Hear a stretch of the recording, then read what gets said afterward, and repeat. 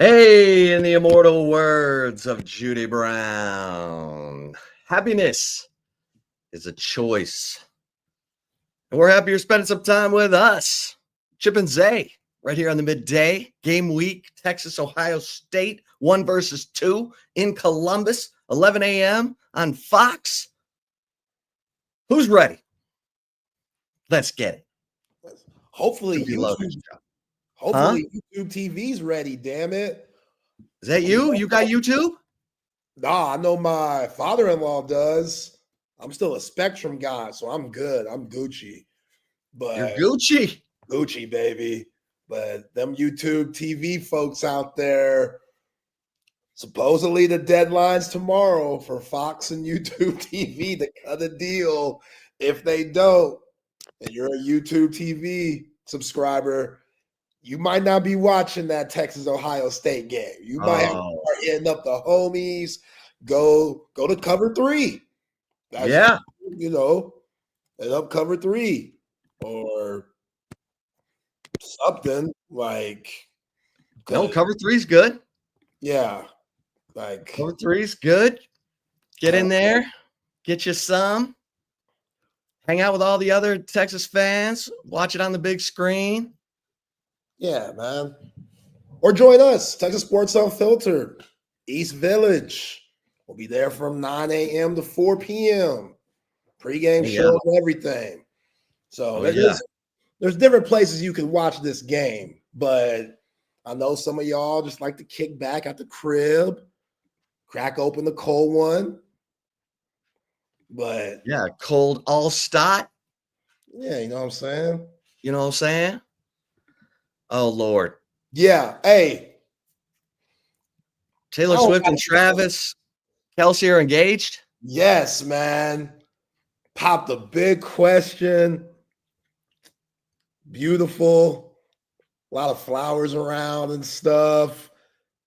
Taylor and Travis both on their Instagram accounts.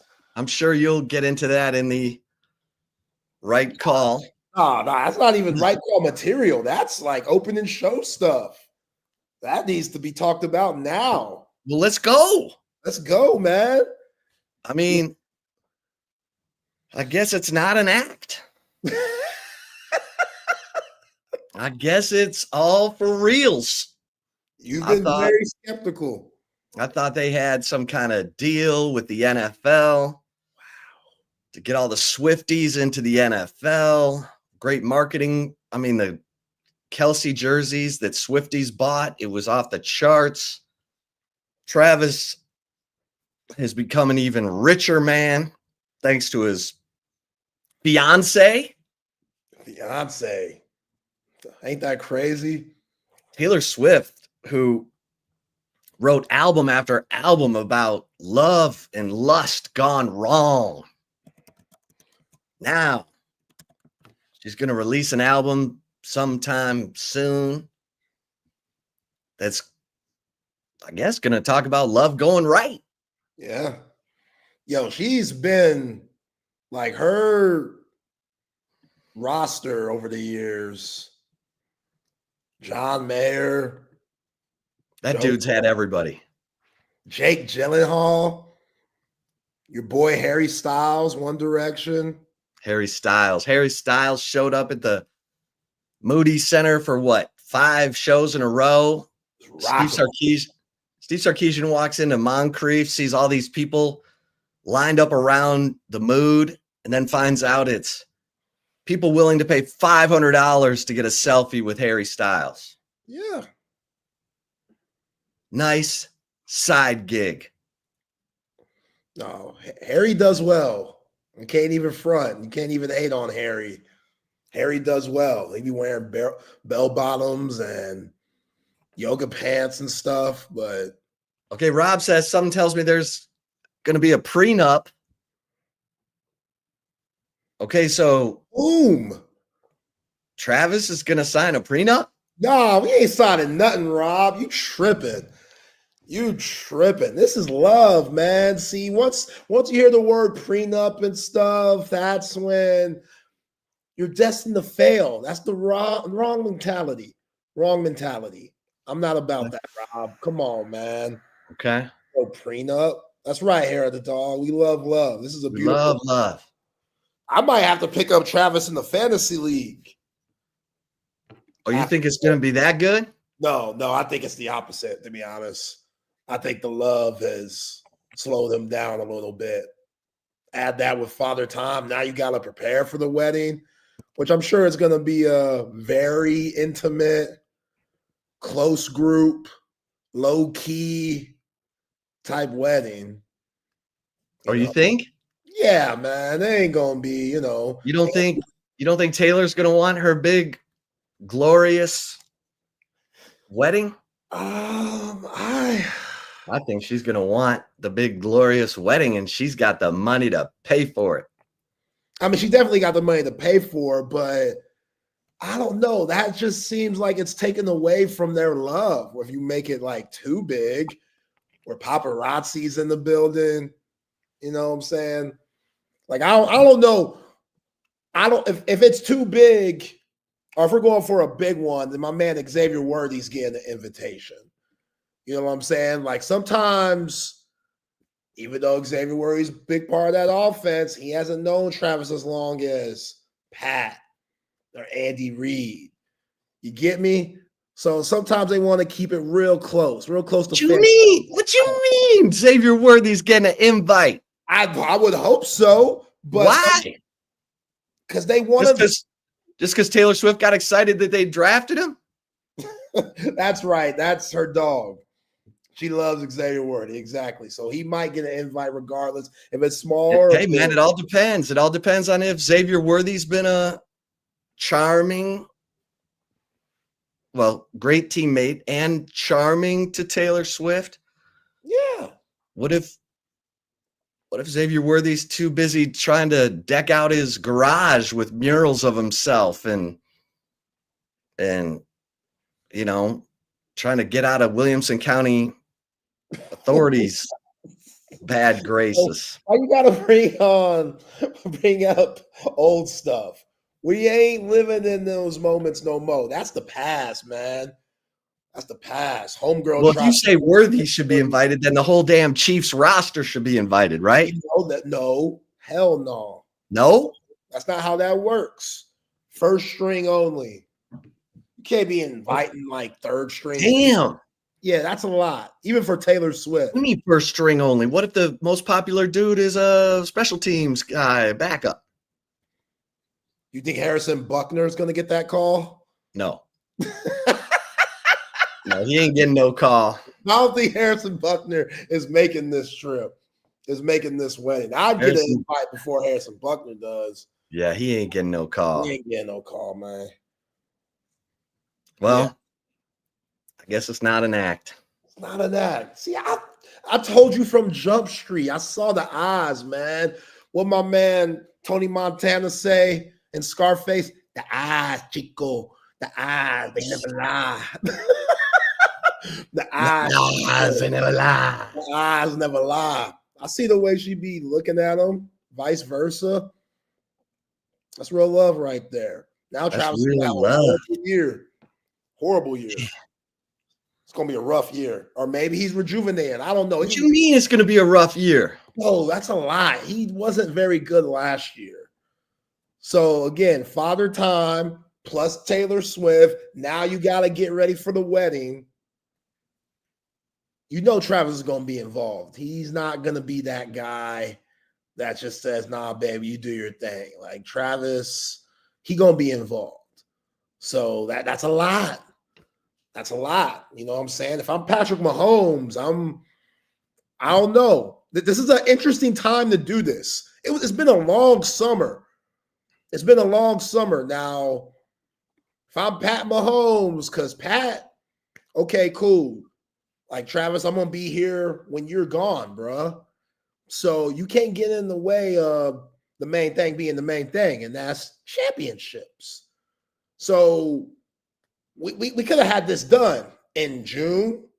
We could have had this done July, a couple of weeks before the season starts. That's interesting timing. That's a lot. That's a lot of just weird publicity that you're already getting, but now it's being taken to a whole nother level because that fiance status is a little bit different. So I'm just watch out. Do we have a date? No date. No date. But this is interesting timing. Like, I'm sure they picked out rings a long time ago. Or Ooh. Taylor showed Travis the type of ring she would like. You know, what's her style? Love it when love it when you start. Yeah. Kind of. My mind be racing. You know what I'm saying? Because if I'm the other 31 teams in the NFL right now, I'm saying, oh, bet. This is a distraction. This is just weird timing. I love, but also I know that season starts in a couple of weeks. That's a lot. That's a lot. These guys are trying to get back to the Super Bowl. We know the stats. The team that loses in the Super Bowl, it's very difficult to even make the playoffs the next year, yet alone back to the big game. So, Jesse, bear with us, dog. We got a 2-hour show. Bear with us. You know, relax, bro. Jesse don't believe in love. Jesse don't believe in love. And that's fine, Jesse. I hope it finds you. I hope maybe you have that. And maybe you might just be going through a hard time. But we celebrate love here on Chip and Zay. If you don't know, now you know. We celebrate love here. And that's love. You know? Here come the Ohio State fans. Horns down.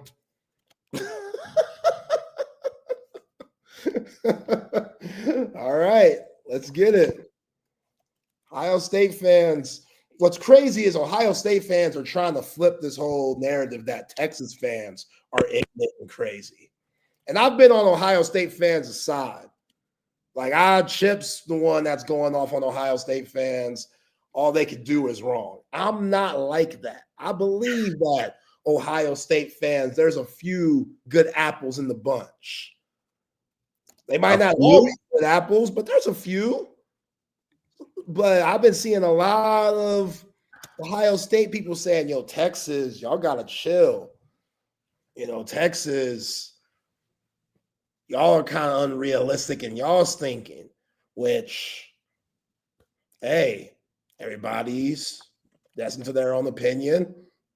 I just think it's two big-time blue blood schools that have a lot of football, you know, things to be proud of. Let's say that. So that makes the fans, aka fanatics, passionate about that pigskin. So can we all just get along? Let's just play the game. I get it. It's fun, but I need Ohio State fans to be on their best behavior, Texas fans too, because I don't need you coming back on Monday talking about all the stories about Ohio State fans and 8-year-old kids wearing Buckeye shirts, fighting people, and throwing Buckeyes, buck nuts at other folks, just trying to enjoy the game that might be wearing some burnt orange. I don't need that. You know, I need nice wholesomeness in this game. Let's leave it on the field. Wholesomeness. You don't even believe what you're saying right now. I kind of do. You don't for 1 second believe about wholesomeness. I kind of do. Supposedly they're not letting Portnoy in. Right. Oh, they're petty. You like that. That's not wholesome at all. Let Portnoy in. Portnoy's trying to do some work with Fox. Ohio State said, no. You bought that team from the Norths, aka the Michigan Wolverines quarterback, Bryce Underwood. So they said, no. That's weak, man. That's weak. That can't be true. That can't be true. There's something fishy about that. Ain't no way. It's a way. Ain't no way. That's a way. we got to get Hank South on because I got to hear what he thinks about this. Let's get Hank in here. Hank South, MVP, managing editor, Horns, 24/7. Hank, Your thoughts on Ohio State, barring Dave Portnoy, founder of Barstool Sports and huge Michigan booster, not being allowed into Ohio Stadium? Yeah, I saw an update saying it's a Fox thing. And, that could just be Ohio State saying that's not us. We didn't say.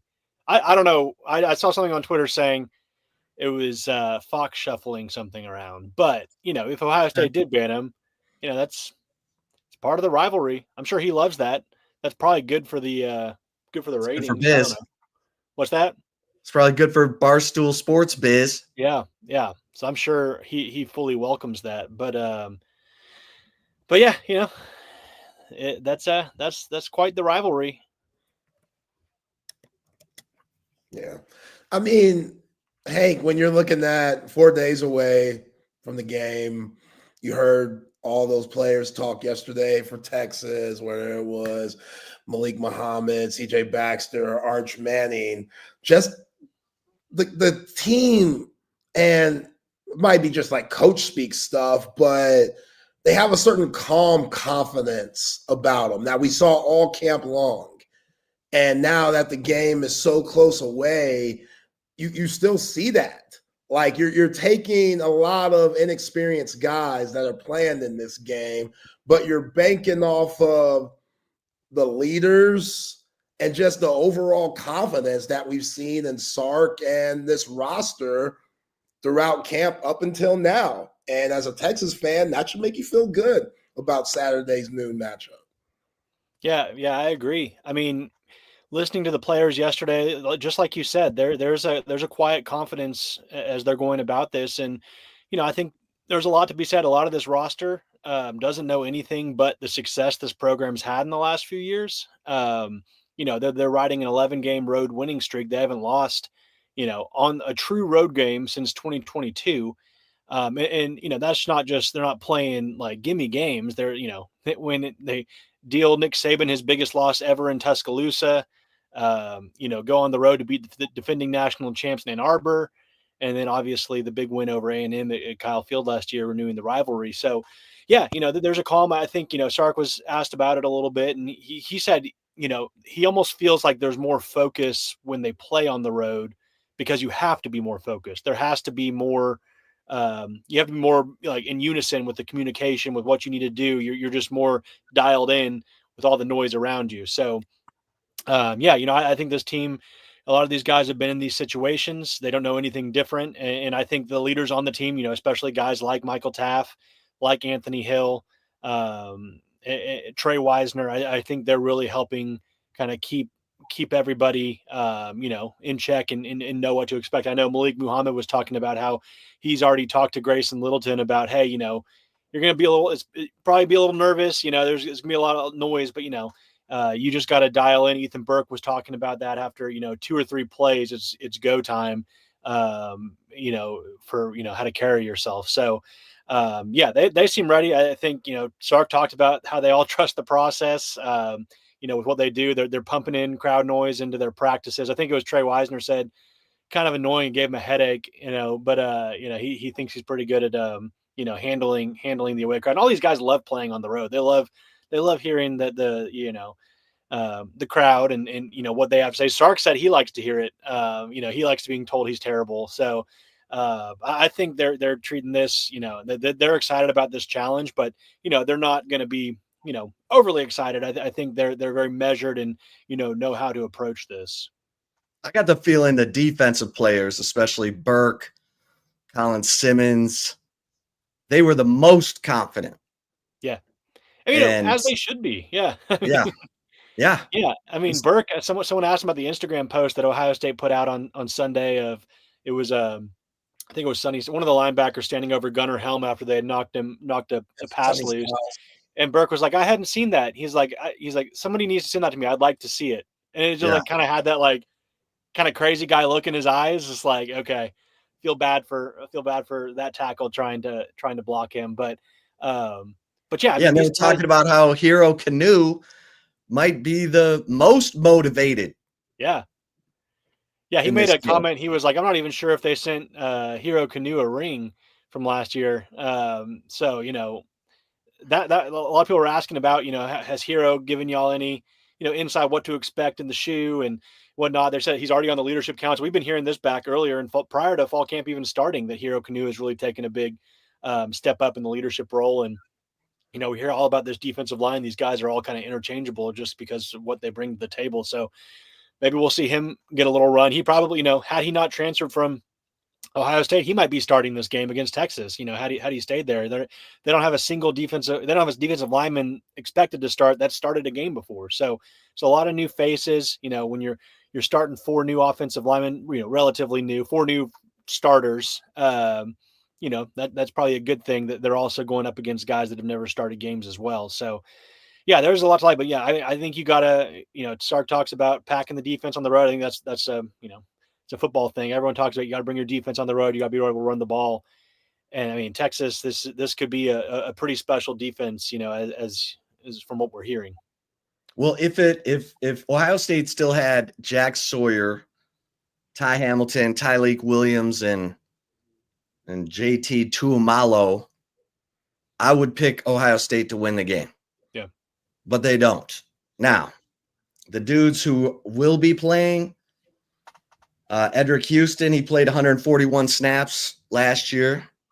Caden Curry, defensive end, played 231 snaps. Kenyatta Jackson played 316 snaps at defensive end. And Caden McDonald played 216 snaps at defensive tackle. That's more snaps than the offensive linemen who are going to be starting for Texas. Right. Like Jaden Chapman, he won't be starting, but Brandon Baker had 65 snaps. Neto had 81 snaps. So, I mean, this is definitely a battle to watch. That trench battle right there. Who's got the best program guys who've been waiting their turn to step up and control the line of scrimmage, Hank? Yeah. And I think that kind of, the Texas offensive linemen, I think, I think it's, not taking it personally, but I think that's a big emphasis for them that they want to be the bullies there. They want to get the run game going. Texas is going to try to get the run game going. They have Baxter back at full speed. They've got Wisner. We haven't even talked about Jarrett Gibson that much, but that's kind of like one of the underrated things that came out of yesterday from from Sark and all the players is that Trevor Goosby's expected to play, because there's been a lot of, some buzz over the last week. He missed extra practices last week following the second scrimmage. They said he would be fine. So, people are, okay. But, there was some buzz that, is he going to be good to go for Ohio State? And Sark said he expects to have him. So that's huge, because otherwise, at left tackle protecting, I don't know, what they would do, but, you're talking about guys like Connor Strode, Jaden Chapman, even if Nick Brooks is in the reserves too, but protecting your franchise quarterback and Arch Manning, that's a tall task to ask somebody to go do that, regardless of whether these Ohio State defensive linemen have started games or not. I mean, they're at Ohio State. They're really, really good. So I think that was huge. But yeah, I think this offensive line, I think that they're really rising to the challenge. They want to show that, they can really set a physical tone and bully guys down in the trenches and really establish this run game, which in turn can, open up the passing game as well. And that spot really scares me, Hank, that position, offensive line, because Sark did mention those other 3 guys that are backing up the starters that he feels good about. Connor Robinson. He talked about Connor Stroh, who you've heard a lot of good things from. Arch Manning mentioned Connor Stroh the other day, and then Jaden Chapman. And then you hear this news with Trevor Goosby. So you just don't know. And I guess my UTSD is kicking in because this morning I watched the Cotton Bowl over again, and Jack Sawyer and JTT were killing Cam Williams and that offensive line. But those 8 guys on the offensive line that Sark feels good about, do you feel like throughout the season maybe there could be a 9th and 10th guy? Like, we've heard a lot of things from Nick Brooks possibly, and, maybe Daniel Cruz could take a step up. Do you expect that to happen, or do you think it's just going to be that 8 that Sark mentioned? No, yeah. And Sark mentioned, if you can find 8 guys, you feel pretty comfortable. And it sounds like he has 8, assuming Goosby's healthy. But yeah, I think that's just naturally going to happen. I'll be curious to see, if they, toy with kind of the rotation against, San Jose State or, UTEP or Sam Houston, maybe get some guys some snaps maybe earlier than maybe they would have, just to get them live game reps. Because, if you're going to win a national championship or you're wanting to, it's 17 games. Like, there's going to be injuries. There always is, whether it's season ending, God forbid, whether it's missing the game or two. We saw Cam Williams go down in the playoff last year. Kelvin Banks got hurt late in the year where we really saw Trevor Gooseby take a step forward. So you kind of have to. I mean, I absolutely could see some of these younger guys, I know, I forgot who it was yesterday. I mentioned Nate Kibble even. We heard about the three guys Sark mentioned. Yeah, Weisner. Weisner mentioned Nate Kibble really stepping up. And, Texas loved that kid coming out of high school. And, he's just kind of staying the course and looks like he's going to be ready down the line. I think another added advantage is you have a guy like Cole Hudson who, if something happened on the interior, he could move to either the guard spots. You can put Connor Robertson, who has pretty good extensive experience in its center. So, they can play with that. They can move this rotation around a little bit. Obviously it sucks that, Andre Kojo gets hurt. He's probably your third tackle off the bench if they had to bring a guy in, but they still have versatility with some of the guys they still remaining. Nick Brooks was the topic of spring. Maybe he can get it going, start to trend a little bit more positively in terms of potential contributions in the fall. But yeah, Daniel Cruz, we've heard nothing but good things about him. Those younger guys, Jackson Christian, the Coleman brothers, I think they need some time, but I think promising. Texas really liked all of them coming out of high school. So yeah, injury is never good, but maybe it's a silver lining in the fact that Gooseby sitting out a little bit throughout fall camp, gave a Connor Stroh, gave a Jaden Chapman some first team reps playing against these guys to get up to speed. Because again, I said this before, like, Texas is the best defense, probably one of the best defenses they're going to see all year in practice. So it's like if you can get reps against those guys, start to feel a little bit more comfortable. Going against other defenses might start to feel better about that. What'd you think of Arch yesterday, Hank? Yeah, Arch is very media trained. Like he's not going to give away too much. He keeps his answers pretty short. He occasionally throws in a little joke or a little thing here and there. Like, so he's always fun to listen to. But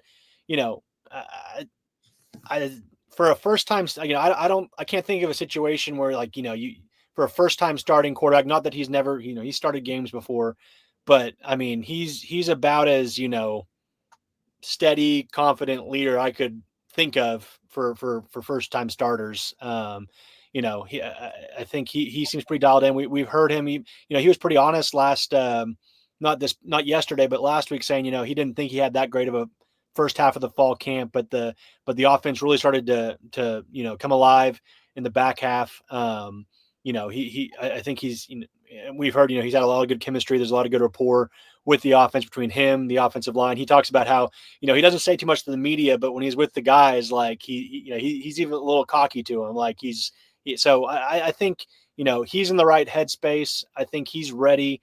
He talks about how he's gone over the game. Like he talks to Milwee, Sark, Bamonte about kind of what he feels comfortable doing, things he likes, things he doesn't with the game plan. So they're going to design this kind of this script around what he likes to do.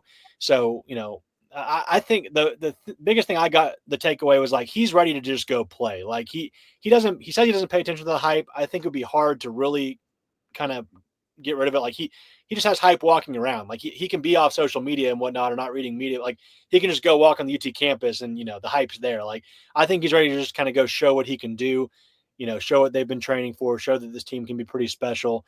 So yeah, that was kind of my biggest takeaway from Arch.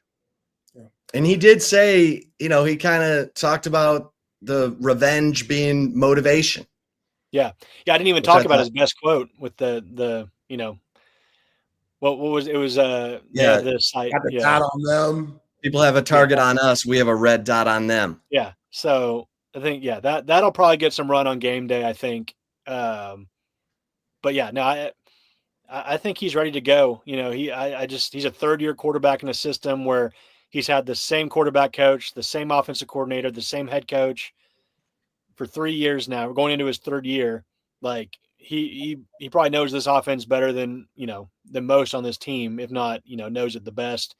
I think CJ was the one saying that, like, CJ Baxter was saying he sets his alarm. He said he has his location. They had all their location turned on so they can see where everyone is. He said he makes it a goal to beat Arch to the facility every morning, and he can't do it. Like he tries to get there by 5:30, and Arch is already there. So like Arch was saying, like he tries to do all his film, everything football he tries to do in the facilities because he goes home and tries to get away from it a little bit. But it sounds like he's ready to go. How about players sharing their location with each other? Hey.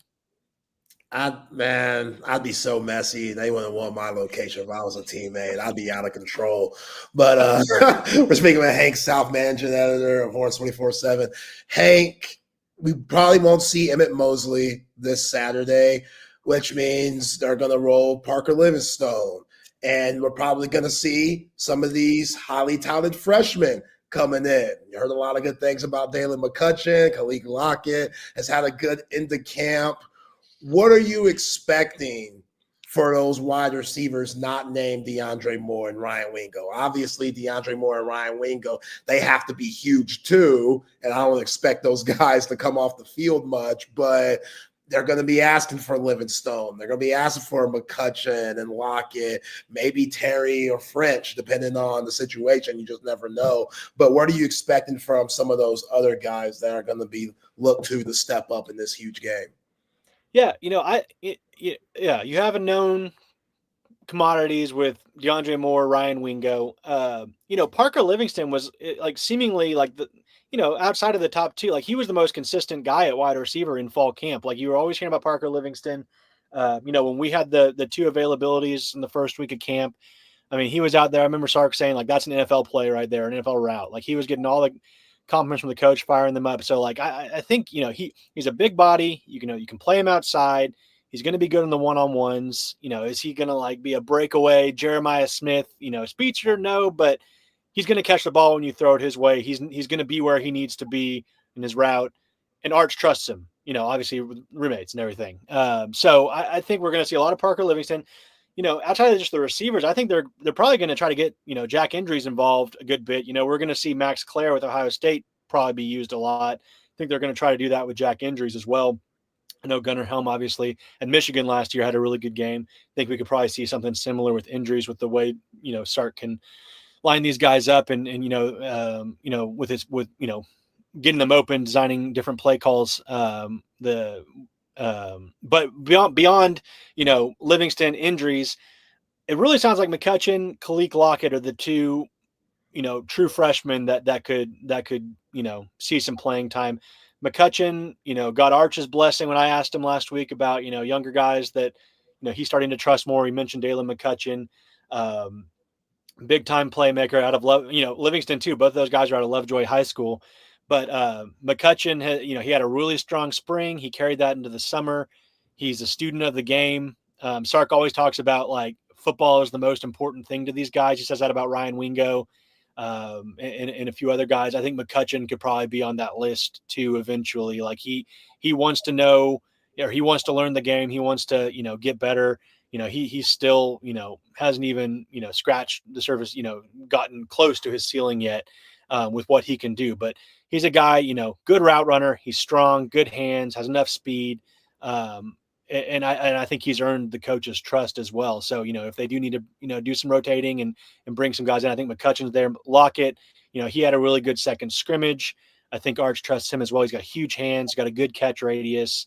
So, he could give some problems to this Ohio State defense as well, who, honestly, like their secondary is not the weakness of their team. Like they've got some guys back there with a lot of experience, whether Downs or the cornerback that transferred from Ole Miss or Styles. But so, I think McCutcheon, Livingston, Lockett, I'll be curious to see, if French and Terry get involved, I'm not sure how much they're going to be used in this game plan. I think both of them are still, I think they're both going to be really good players, but I think they're still kind of learning the ropes, learning the system. Obviously Terry's like made the move to full-time receiver. So I think he's still just learning it all together as well after being kind of a jack of all trades in high school, but he's had a really good camp as well. They all have, but I think in terms of the true freshmen, McCutcheon and Lockett probably would be my picks on, if we're going to see one of those two first. Yeah. I bet we're going to see a lot of 12 personnel. Yeah. And And so Wingo, DeAndre Moore, 2 tight ends. Huh? No, I'm agreeing with you.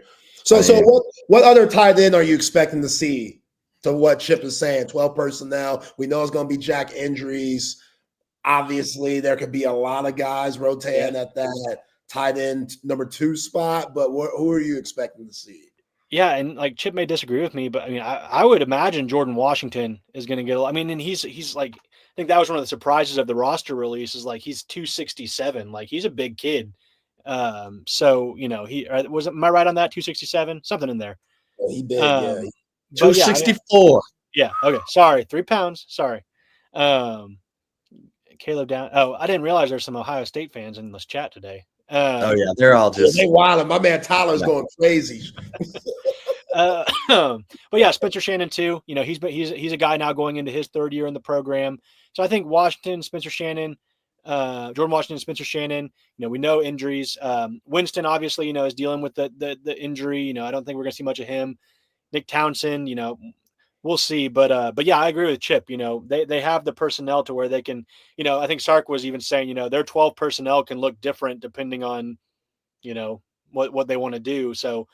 Could it be, injuries in Washington, injuries in Shannon, or Shannon and Washington, who depending on kind of their plan. But I think they have to get Jack injuries involved. I think he's kind of like, when you don't have it, and you don't, even if Emmett Mosley could play, I'm not sure how effective he would be because he's still learning the ropes of everything. That's what Sark mentioned. Like I don't even know how much of it is like a physical, like he just needs to learn the offense more. That's why, Matthew Golden didn't do that much until kind of later in the season when he really became kind of like the go-to receiver for Quinn because he was still learning everything. It's a lot for a wide receiver to learn where they need to be, what they need to do, different formations, all that. So, I think, I think they can survive, this test, without Mosley because I'm not even sure how effective he would be if he could play.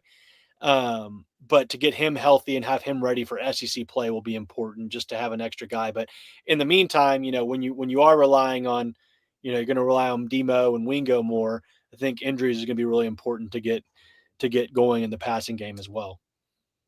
Yeah. How do you think the carries get divided up among the backs, Hank? Yeah. I think they're going to go heavy on Wisner. I know they're saying they're going to be more aggressive with Baxter, but I still think there's going to be a level of caution there because there kind of has to be. I mean, he's a year removed from a massive knee injury. We've seen guys, Jonathan Brooks case in point, like he retore, he got re-injured. So I think that's in the back of their mind. I think we're going to see Baxter, but are we going to see him? Heavy usage, I'm just not sure. I think Wisner is probably going to get the lion's share of carries. I'll be curious to see though. I mean, they can rotate these guys in though. I mean, like Christian Clark is healthy. We haven't talked about Jarrett Gibson all that much. He's going to be your short yardage back. So, they're definitely going to use him, but maybe they can even use him as a decoy almost like, give him some carries, but also have him in there for different situations where maybe they want to get, throw the ball, but or a 2-back set where they can go in different ways. So I think we'll see him. I don't if I was like probably Wisner, I don't know, like 60% of the carries, and then the rest mixed up between Clark and Baxter. I would say just until like they can really be sure he's good to go. Yeah, Wisner had 17 carries against Ohio State. In the CFP semifinal, Jaden Blue had 4. And Jarrett Gibson had just the 1 on 1st and goal from the 1. We need to talk about yeah. that here. Yeah. So it's going to be, look, you want to run the football in this game. There's no doubt about it. That's going to be Arch Manning's best friend, but Arch is going to have to contribute in that. He's going to have to run in this game. I don't know how many designed carries they're going to give him, but to move the sticks, he's going to have to run in this game, Hank. Yeah. I know, in college football 26, speed option is a fun play. Maybe they can get some of that going with Arch. But no, yeah, he's going to have to run, Sark says always he doesn't want to major in it, but when he has that skill set, it's just another little trick in the back pocket they can keep. I will be curious to see how much they're going to do it. Ohio State's going to be ready for it. Probably going to have someone keeping an eye on him, and in the form of a spy. But we'll see what they do. But yeah, he's going to have to use his legs. Whether it's even designed runs or just the offensive line breaking down and him having to get out of the pocket and make something happen, either throwing outside the pocket or running for some more yardage. So, but yeah, he's gonna have to run. How much we'll see, but that's certainly going to factor into the outcome of this game. My last one, Hank, before we let you go, appreciate you as always. Sure. How do you think Pete Kwiatkowski is going to attack this Ohio State offense? You get a new coordinator. Chip Kelly's gone. Brian Hartline, even though he's obviously been with the program for years and years, he's calling plays from the booth. But do you go all in, kind of like what you did last year on Jeremiah Smith, and just live with, okay, let's see if anyone else could beat us?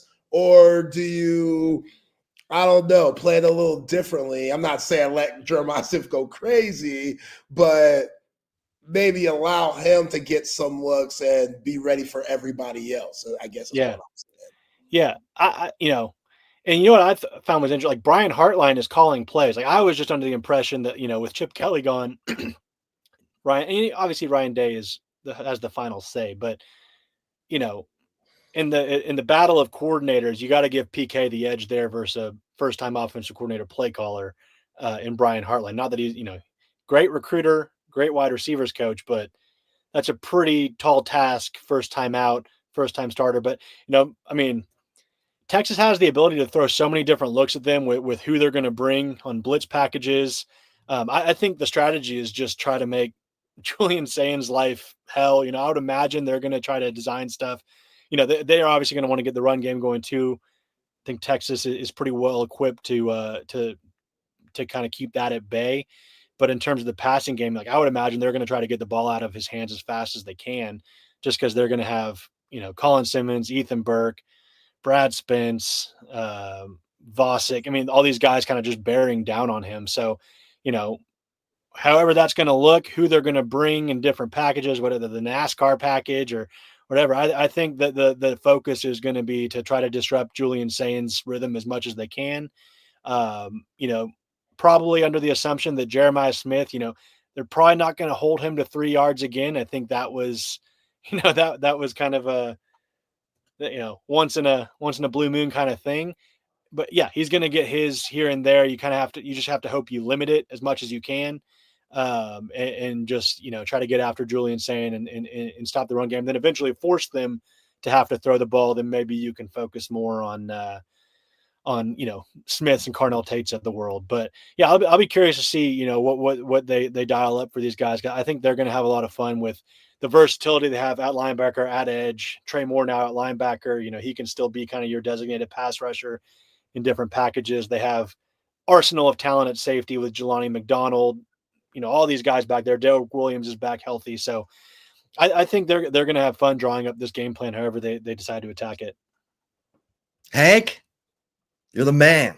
Appreciate you. Let's do it again next week when we recap this one. Sounds good. Yeah. Looking forward to it. Appreciate you, Hank. There he is. Or I guess y'all do that for Horns 24/7, the predictions. So, yeah. You got a prediction? I guess like 24-21 Texas. I think, and in my head, it's like, I think Texas, I guess Texas's defense is going to give up 21 points, but it is the first game. You're on the road. Ohio State's obviously a very talented team. Like, it's not like some gimme game, but I think Texas is going to win. I think it'll be a good game. I don't think it's going to be like a Michigan level blowout last year. I think it'll be very competitive, but I think Texas can pull it out. Good stuff, Hank. Appreciate you, man. Yeah. Everybody get over to horns247.com. Check it all out. And we still have the 50% off annual membership special going on. So grab that now. That membership is incredibly valuable because it's also connected to Paramount Plus. You know what I'm saying? Thanks, Hank. Appreciate you. Thank y'all. See you. All right. There he goes. And in comes hole-in-one Hummer, Chris Hummer of 24/7 Sports. Hummer was at the press conferences yesterday with the Texas Longhorns. Hummer, how are you doing today? Doing good, man. Just found out they're building a Chick-fil-A like half a mile from my house. So, you know, big day, big day. Always a big deal. Man, you can just walk over there. You know, that's what I need. I worked at a Chick-fil-A in college for a little bit. I have the experience. I feel like I'm. Did you work at the one on MLK? No, I worked at the one in the Student Activity Center in the good old SAC over there. Nice. Yeah, man. What's the secret? Why are they so good? What they do? I think it's probably the cocaine they put in the chicken, probably. But like,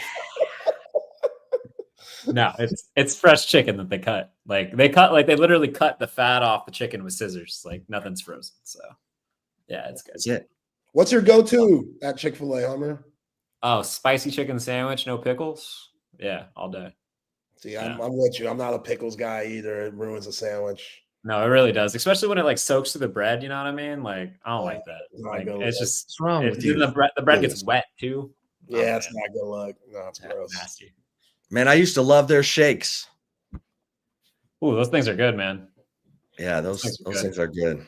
The peach milkshake in the summer. Yeah, that hits. Yeah, that hits. That hits. All right, Hummer, hole-in-one Hummer. Now that we know you also are a master behind the scenes at Chick-fil-A. Hummer, what jumped out at you? What jumped out at you yesterday from what you heard from the Longhorns preparing for this showdown 1 versus 2 with Ohio State and Columbus? I thought Hank South, who preceded me, asked the most interesting question to Colin Simmons, and he just saying he's ready to sack whatever quarterback Ohio State throws out there. He was a confident man after working with Terry Crews. But you gotta like that confidence if you're Texas, right? Like this is a team you lost to 8 months ago. Like I know they weren't saying it publicly, but I know like there's certainly like a lot of people in this program that would be very excited to return the favor. Some Ohio State connections on the staff too. So yeah, I mean, Colin Simmons was very confident. Arch Manning was very confident. I thought it was a pretty confident group overall. I mean, hard to take a ton away from a press conference, but yeah, they seem to feel good. You've obviously sized up Ohio State. I mean, yeah, they've got some new guys on the defensive line, but I mean, this is going to be a super talented Ohio State team. If Texas is going to win, where do they have to gain the advantage? Well, I personally kind of look at the game like this, and I'm sure some people will debate me, but I think Ohio State has a pretty decided advantage at receiver, tight end, and the secondary. I think the secondary is probably the closest among those groups, but I would say Ohio State has an advantage there. For Texas, the advantage is the front seven defensively. So to me, like the game comes down to which offensive line plays better, and both units are working in a lot of new pieces. Texas probably 4 new starters, Ohio State I think 3, and obviously quarterback. I don't know if anybody knows that Arch Manning is making his debut as QB1 full-time for Texas this week, but Julian Sain's also doing the same for Ohio State, 2 5-star quarterbacks. And I think it's whichever offensive line protects those guys better and allows them to run the ball at least somewhat consistently, and whatever quarterback avoids crippling turnovers. I think that'll decide the game. Yeah, I agree. I think this is a game the Texas defense has to win. Go ahead, Zay. Yeah, Hummer, obviously this offense for Ohio State, it's not going to be too different from last year, but we obviously know Chip Kelly, Vegas, NFL, Brian Hartline's calling the plays from the booth. What's the difference that we're going to see this game from Chip Kelly running the show last year to Brian Hartline? Well, first I want to see our guy CB in the comments. I remember there was a comment section here. Kate Klubnik definitely did not get in a car accident. That was stupid. A whole other conversation. It was very stupid. But I think, well, it'll be interesting because Brian Hartline was a guy who called plays for Ohio State before, and it didn't. I wouldn't say went exceptionally well. That was the season Kyle McCord was the starting quarterback for Ohio State. That offense didn't really live up to expectations. Obviously, Chip Kelly called the plays last year, and I think Ryan Day had a really big imprint on what it looked like in 2023. I couldn't tell you exactly what the schematic differences are going to be. We have not seen this Ohio State offense operate yet. But I think those in the program are pretty bullish on what it will be, the protection that unit will have, and obviously the receiver unit that Ohio State will have. So it'll be very interesting to see how Brian Hartline handles that and his second opportunity to do it, especially after the first one maybe didn't go as everybody expected. Yeah. I'm expecting to see a lot of 2 tight ends in this one, Hummer, especially if Trevor Gooseby is working through an injury. Your thoughts? At offensive tackle? Yeah, a lot of 2 tight end sets for Texas. Yeah, I mean, you've got to have the protection there. And I think Ohio State feels really, really good about their defensive front four, the starting unit. The depth behind them, I think, is a little bit more of a question mark. But yeah, offensive tackle is a position that I know Texas quietly wouldn't have minded upgrading in the portal if it had found the right one. And obviously you're going into the season with Gooseby being a little hurt. So it'll be an interesting situation for Texas to see how they manage that. But as we saw last year for Texas's tackles, obviously 2 different guys, both of whom were banged up a lot of the year. Texas still protected really well. And the advantage with Arch Manning is you can move him a little bit more if you need to. Move the pocket, have him kind of flush out the opposite side of pressure, use the tight ends to create a little more time in the pocket too. So I think protecting Arch Manning is priority number 1, 2, and 3 on Saturday for Texas if you hope to walk out of the horseshoe with a win. Yeah. Who are you expecting to have a huge game in this one, Hummer? Maybe someone that nobody's really talking about. Obviously, Arch, Jeremiah Smith are getting a lot of love. But besides those guys, who could you see from either team maybe just taking the game over?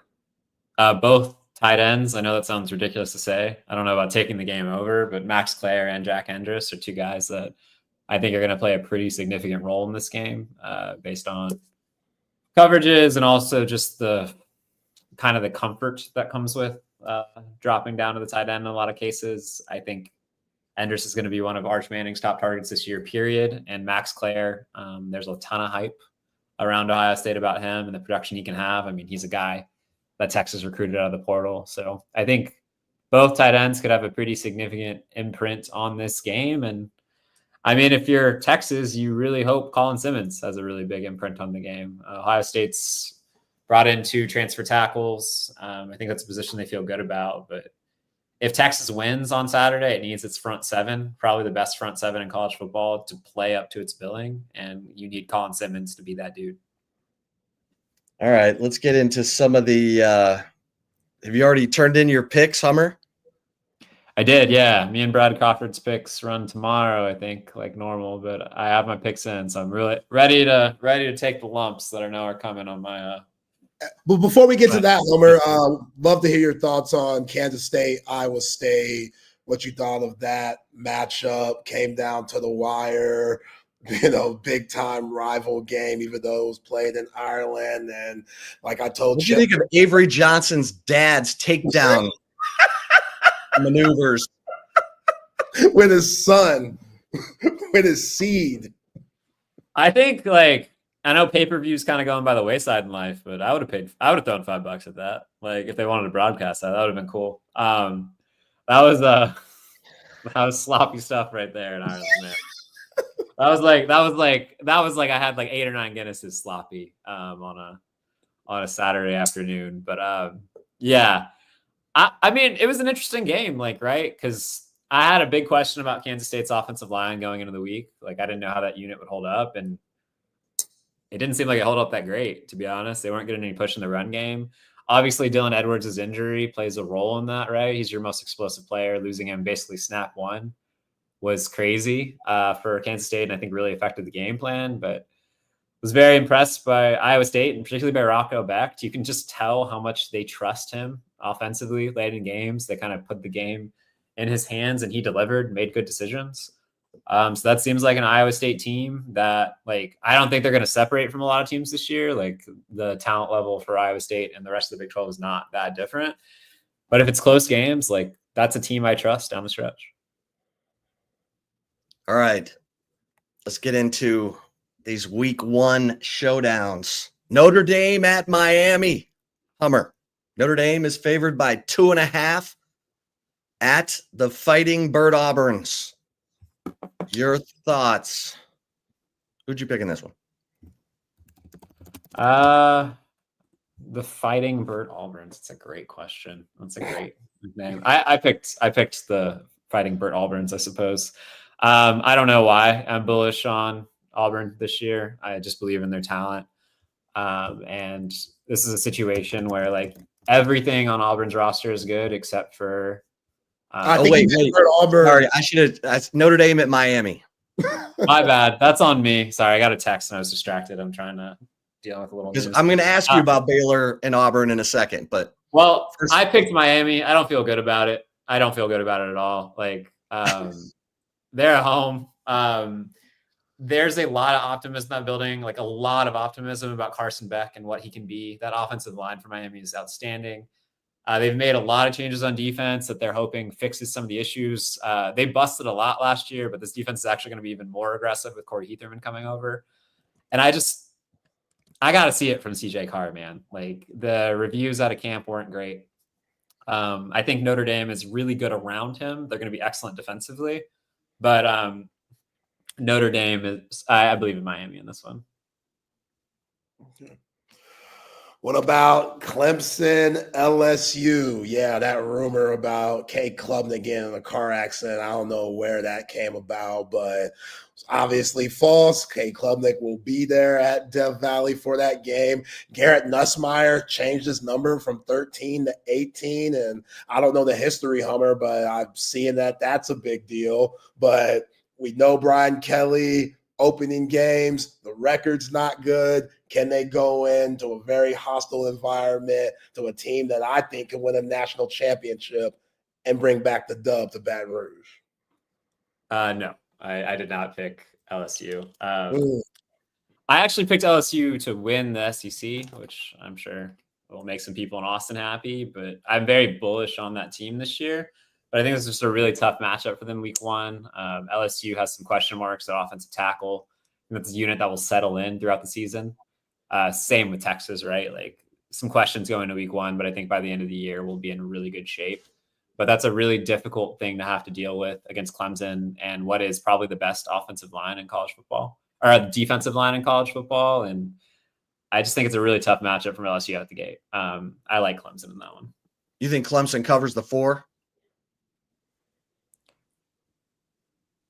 Yeah, I did. I think the line's gone up. It was 3.5 to start the week, but I do think Clemson manages to cover. All right. What about, okay, now I'll ask you about Auburn at Baylor. Who do you like in that one, Hummer? Auburn at Baylor. I picked Auburn. But I mean, it's one of those situations where it just really depends on what Jackson Arnold can be for Auburn. He is the biggest question mark in college football, in my opinion, maybe the biggest swing player in college football this year. This is somebody that was right up there with Arch Manning coming out of high school in terms of hype as a prospect. Didn't look good at Oklahoma last year. Part of that was circumstantial, but at Auburn, he is in a roster and in a situation where, like, every single piece of that roster is ready to win, with potentially the exception of quarterback, and he has to be good. I trust that Auburn secondary, and you have to be a good secondary to go up against Baylor and Jake Spavital and Sawyer Robinson. They're going to throw the crap out of the ball. Jackson Arnold just have to play good enough, and I think he manages to in week 1 for Auburn to start the year with a win. Is Baylor a part of that mix that could maybe make some noise to get to Jerry World, or there's just too many teams above them, Hummer? I think it's possible. There's a lot of teams in front of them, and it's just going to take it's going to take that defense being a lot better. With Dave Aranda, we always think great defense, right? But that unit just hasn't been what it was back when they won the Big 12 a couple of years ago. They've had to rework that roster. They're spending a lot more money now in NIL, which makes a big difference. So I think Baylor could make some noise. I really think like 8 or 9 teams in the Big 12 could win the league potentially. So it's not like I'm ruling anybody out, but I have a couple teams ahead of Baylor in my head. All right, Humber. Bama at Florida State. Bama minus 13.5.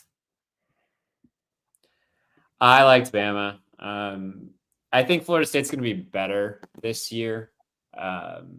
This is a situation in which I think the floor with Gus Malzahn calling plays for you is pretty high, right? Like you're going to have a very competent rushing attack. But I do worry in week 1, especially given Thomas Castellanos's what's the term? He has some deficiencies as a passer that I think can get exposed against really good teams. And Alabama is a really good team, a really good defense. I don't know what Ty Simpson's going to look like. There's a lot of optimism around that program that'll be good. And if Ty Simpson takes care of the ball, they can open up the passing game a little bit. I think Alabama opens with a pretty convincing win, but I do think long-term Florida State's going to be a team that wins a lot more games this year. Yo, I'm praying for Castellanos, man. All that chirping that he did in the offseason. He's not the biggest guy either, Hummer. Like, I'm sure it's going to look like a bounty's out for him the way that Kane Womack and DeBoer all over that dude. I think it could get ugly real quick, but we'll see there. Underrated game, Hummer, Fran Brown, and the Orange going to Knoxville to face Tennessee. That's an interesting game for Josh Heupel, and they don't watch out. Could they be on upset alert? I don't know if I'd go all the way to upset alert in this one. I don't think Tennessee's offense is going to be as good as it was last year, nor do I think Tennessee's defense is going to be as good, right? Like they've lost a lot of key pieces, but offensively, like I talk about floor and ceiling a lot, right? Like that veer and shoot, like kind of offshoot that Tennessee runs comes with such a high floor. Like no matter who's going to be quarterback in that system, they're going to be okay on offense. And Syracuse is replacing almost everybody on their roster. I think they return only like 5 or 6 starters. Like this is a reworked unit for them. And I think there's just a lot of new you got to work in. And it's tough to do it against a Tennessee team that, even though I have a lot of questions top to bottom on their roster, just about like how pieces are going to come together, it's still a really talented group. And I have a hard time seeing Syracuse like winning that game outright, but I did take them to cover. That's actually at the Benz. That's not in Knoxville. That's a neutral site game in Atlanta. So a little different. Hummer, you give Jeff Traylor and UTSA any hope against the Aggies? Aggies are favored by 24.5. I think that's a tough game for UTSA this year. I think pulling those upsets for UTSA becomes tougher and tougher. And Texas A&M is a team I feel really good about going into the year. We've seen UTSA make it really close against Texas in years past for a half, and I could certainly see something like that happening for UTSA. Yeah, did they cover? Yeah, I could definitely see a cover happening, but an upset, no. I don't see that happening on Saturday. All right, what was your pick for Texas and Ohio State? I actually went with Ohio State. Don't feel great about it. I think it's going to be a 1-possession game. I think these are 2 of the 4 or 5 most talented teams in the country, but it's tough to play in Columbus, man. It's tough to play in Columbus with 4 new starters in the offensive line, a new starting quarterback, as talented as he is, almost brand new receivers across the board, even though 2 of them contributed a significant amount last year. I am very, very, I think Texas's defense is going to be one of the top 3 or 4 units in the country. Like, I have no doubt about that. And I think it's going to be up to that unit to carry them for a lot of that game. I think this is a game that could easily be in the teens, very low scoring, but at the end of the day, like Vegas gives 3 points to the home team, right, for a reason. And I shade slightly towards Ohio State on Saturday. Yeah. What about the Beamer Bowl, Hummer? Virginia Tech going down to Columbia to take on South Carolina. No Shane Beamer's dad, Frank, was a legend up there at Virginia Tech. What is Virginia Tech at this point? Because back in the day, they used to be 9-10 wins every year. And now, can they even stay afloat in the ACC? And obviously, we know all the hype of South Carolina and Lenore Sellers and what they're getting. How's that game going to play out? I think it's a tough matchup for Virginia Tech. Kyron Jones is back, and that's about it, right? They returned, I think, 5 total starters from last year, a really disappointing group. And I think if we remember correctly, that Virginia Tech was a team that people were talking about as like a potential college football playoff dark horse last year. They were a preseason top 25 team, returned almost everyone, and they were an absolute disaster. And like, I don't have a lot of faith in them this year after reworking the roster either. South Carolina is not exactly a team I feel great about, but I think you go into that game with Dylan Stewart and a really good South Carolina defensive line against a Virginia Tech offensive line that has a ton of questions, and you throw in Lenore Sellers, one of the top 10 quarterbacks in college football. Like, I'm gonna place my bet on South Carolina in that game. That's one I think I could see a South Carolina cover, even if that game. I think right now, what is it, like 8.5 or 9? Like, I would take South Carolina cover into double digits. Yeah, -8. Yeah. Hummer, under the radar, but Pac-12 after dark reminiscence. Utah at UCLA. I think this one kicks off at 10 o'clock Central Time on Saturday. Who you like? Utah -6. I picked Utah, but UCLA to cover. I think Utah was one of my 2 Big 12 championship game picks, right, to make it to Arlington. But this is an offense that I think has a lot to prove for Utah. They're going to run the ball really well. They have one of the best offensive lines in college football and one of the best running quarterbacks in college football in Devin Dampier. But he has a lot he needs to show as a passer early on. And I think UCLA is going to be considerably better than people are giving them credit for. So given that it takes place in Los Angeles, and I have some legitimate questions about Utah's offense going in, I like Utah to win, but UCLA to cover. Last one for me, Hummer. Sonny Dykes and them Horned Frogs go to Chapel Hill to face Bill Belichick in his college debut. I'll be locked in next Monday night. Who you got in this one? I like TCU. I think TCU is going to be one of the best teams in the Big 12 this year. You know exactly who they are. They're going to throw for a lot of yards. They're going to be much better defensively than they were a season ago. They're a lot healthier up front. And North Carolina has some significant questions along both lines of scrimmage.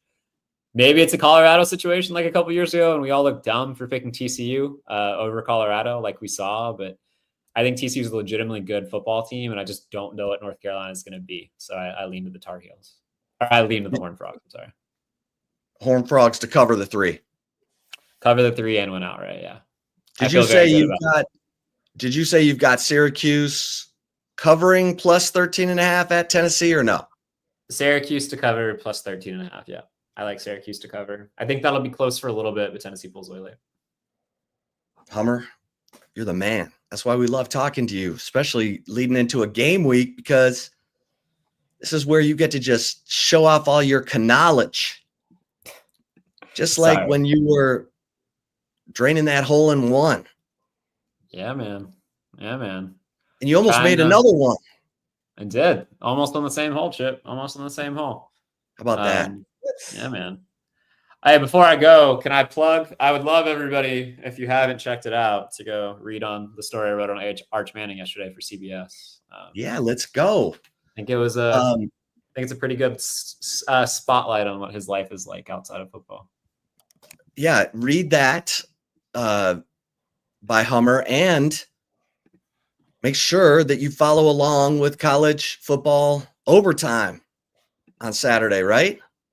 Yeah, man. It's almost Saturday, which means I've got 3,000 to 4,000 words coming at you at like 12 p.m. on Sunday morning. So should be good. I love your overtime, man. I still thought you did a brilliant job of recapping the Arkansas Oklahoma State game from last year, which was a bonkers game, and you did it justice, Hummer. Yeah, make sure you're following Hummer on the socials at Chris_Hummer. And follow him, of course, at cbssports.com, 24/7 sports. And follow him right here with us every Tuesday. Absolutely. Hummer? Appreciate you, Hummer. Excuse Absolutely, me. guys. Appreciate it. Big Daddy Hummer. I like They got Chick-fil-A Big Daddy Hummer better. Hole in One Hummer, Chick-fil-A Yeah. Hummer. Chick-fil-A Hummer. Making me hungry, guys. I appreciate it. Thanks, Hummer. I know you're busy. Appreciate the time. Later. All right, there he goes. Hole in One Hummer, Chick-fil-A Hummer, Big Daddy Hummer. All right. That's some good stuff right there, Zay. He likes Miami at home against Notre Dame because he's not sure about CJ Carr, the Notre Dame quarterback replacing Riley Leonard. And I don't know enough about CJ Carr to know. I know they got a great running game, which makes me think, okay, really? I'm going to go against Jeremiah Love. I know Miami's got a good offensive line. Carson Beck's probably going to be protected. I'm excited about that game. I think that's going to be like Texas and Ohio State. It's going to come down to the last possession. I damn sure trust Marcus Freeman more than Mario Cristobal. That's for sure. Yeah. So, in these early games, the team that's the most disciplined usually comes out victorious because you have a lot of penalties because it's your first game, a lot of rust you got to knock off. So the team that's more buttoned up will usually prevail. And I could see Notre Dame with all their experience, even though Riley Leonard is gone from the program, I could still see Love carrying those guys. And those fighting Irish, man, Catholics versus convicts, little throwback. Man, we got Friday games. We got the Auburn-Baylor game at 7 o'clock on Friday and the Georgia Tech-Colorado game at 7 o'clock on Friday. Yeah, Baylor fans, I hope my man John McClain don't got YouTube TV because if he does, that's a Fox game. Baylor-Auburn, you got YouTube TV. If they don't cut that deal, I hope these folks are negotiating right now. Come on, man. Just work something out. Both I know. YouTube, Fox, stop being stingy. Stop being greedy. Somebody's being stingy. Somebody's being greedy. Got to meet each other in the middle. Another one of those under the radar games is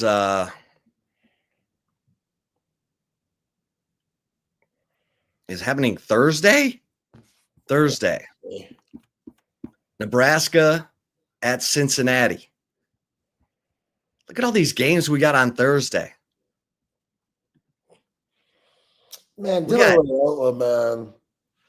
Yeah, someone asked, why is Dylan Raiola so weird? He is weird. Now he's trying to say that he hasn't been copying Patrick Mahomes and that he had Patrick Mahomes' hair first and stuff.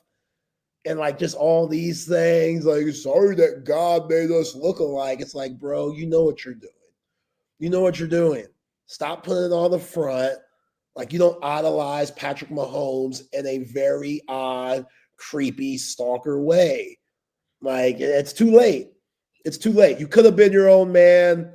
Then you started getting bashed for it. His teammates tried to come on, like, be by his side too and be on his side, talking about, oh, you had the haircut first. No, you didn't. Nobody even knew who Dylan Raiola was. Like, Patrick Mahomes, when he won his first championship, Dylan Raiola was in high school, maybe middle school. So, like, I'm not buying that. Those Cornhuskers, nah. As the kids say, that's cap. Big cap. Peyton Manning. Cap. O.J. Simpson cap. Whatever giant noggin you could possibly think of, that's that cap. That's not real. That's not true. Like, Dylan Raiola, if you want to be your own man, you could do that, bro. Change your number. Like, change the number. Completely shave your head. Go bald. Get the military cut. Like, well, I know this.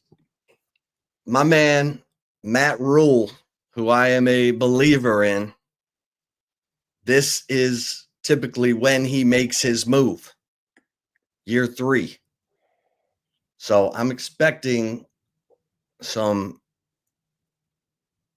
improvement from the Huskers. What's improvement like? Well, let's see. Let's define it, because 8 wins, 9 wins, college football Nebraska. playoff, Big Ten championship. Last year Nebraska was 7-6. This year, I think they could go 10-4. 10-2. All right. I mean, their road games are at Maryland, at Minnesota. Those teams are down. They're at UCLA. Is Nico going to be good? Is he going to be able to carry that team? And then they're at Penn State November 22nd. At that point, Nebraska could be Indiana from last year. They don't play Illinois. They don't play Ohio State. And they get Michigan in Lincoln. What about 10-2, high end 9-3. Nebraska. There you go, Husker fans. Don't say I never gave anything to you. I'm buying what you're selling this year, even though you only have 3 starters back on offense and 4 starters back on defense. We have a game at 4:30 on Thursday that's of interest. Boise at South Florida. Boise is only favored by 5.5. Life's a lot different. 4:30 on Thursday. Life's a lot different without Ashton Genty. Yeah. Where Boise State? Y'all riding the high right now. A lot of people think y'all still gonna finesse y'all's way in the college football playoff. Isn't somebody we talked to is high on Navy, right? Was that Hummer? No.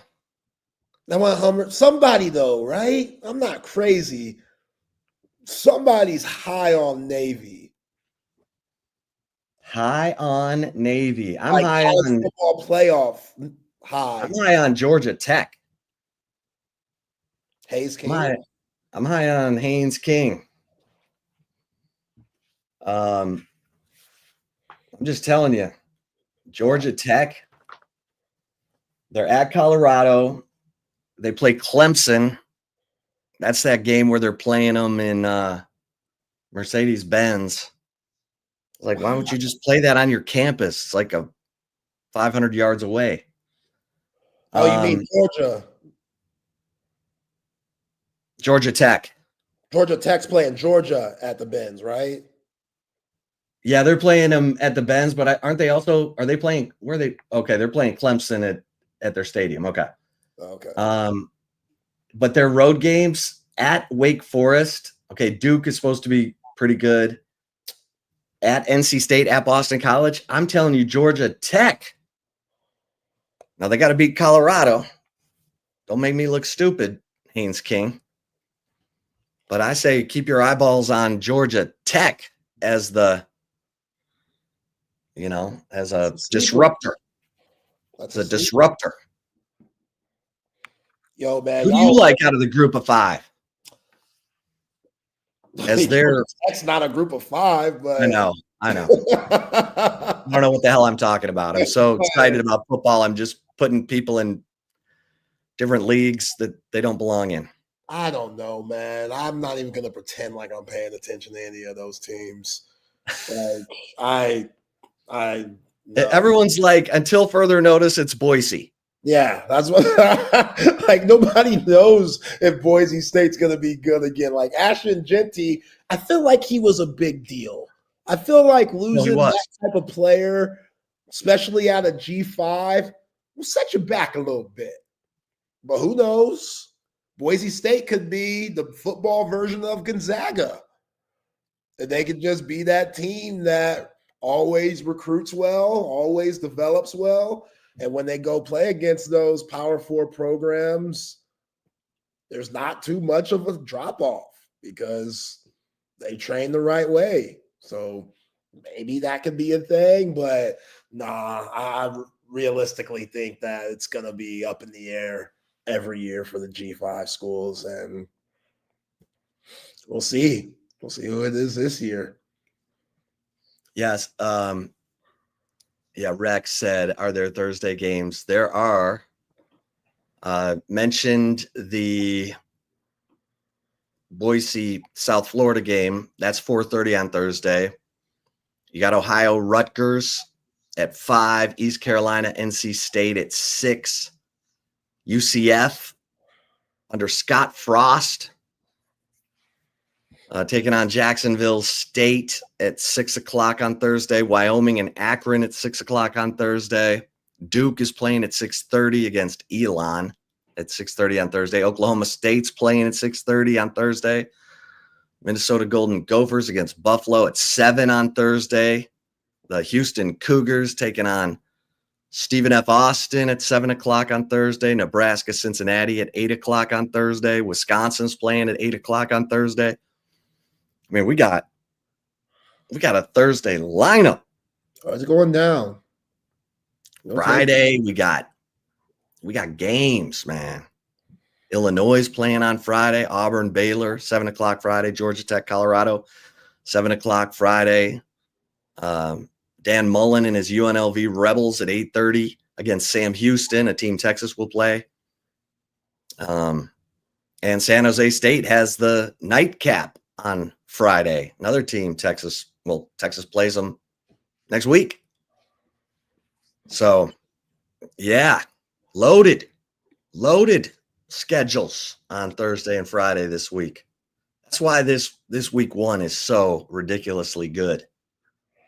You got big, bad, meaningful games. I mean, gosh, Notre Dame, Miami, LSU, Clemson, Texas, Ohio State, even, Auburn, Baylor. Like, that's an important game for the SEC. Because Baylor was, Baylor's a team the SEC would expect to beat. But watch out for my man Jake Spavital up there. Got that offense going. Yeah. You love Jake Spavital. Our man John McClain can't stand him. He doesn't know who he is.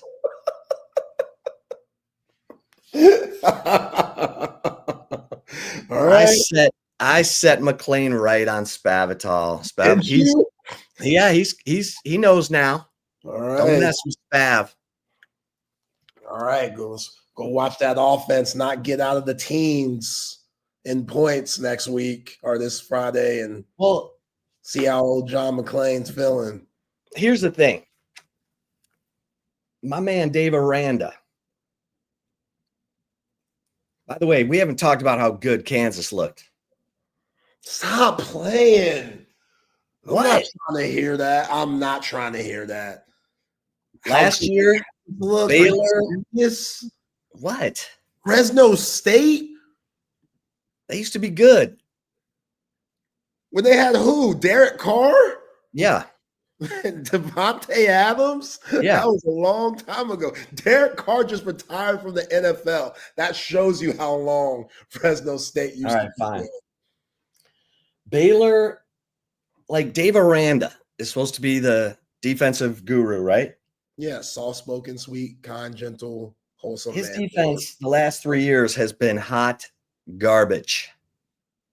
They gave up 26.8 points per game in 2022, 33.3 in 2023, and 26.7 in 2024. That's not good.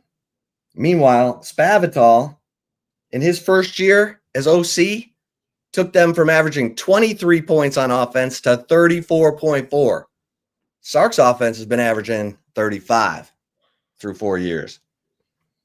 Spavital, I mean, if you raise a scoring average by a touchdown, pretty good. That's good. Pretty He good. raised it by 11 per game. Spavital. And I have no allegiance to Baylor whatsoever, but I like Jake Spavital, and he's won big games. He was We talked about it, and he was the OC with Dana Holgerson at West Virginia when they came in here and won. He was the OC, So you're saying that it's Dave Aranda's fault and he should be on the hot seat. Is that what you're saying? Yeah. Yes. Okay. Come on, Dave. We all like your Zen thoughts and Not all of us. okay. It's creepy.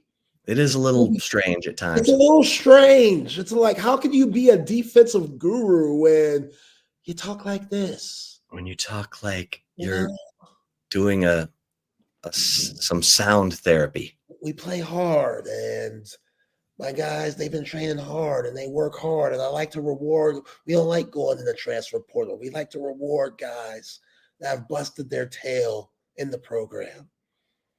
All right, Dave. That set you back a couple of years going that route. Then he realized last year, well, maybe we should dabble in the transfer portal a little bit.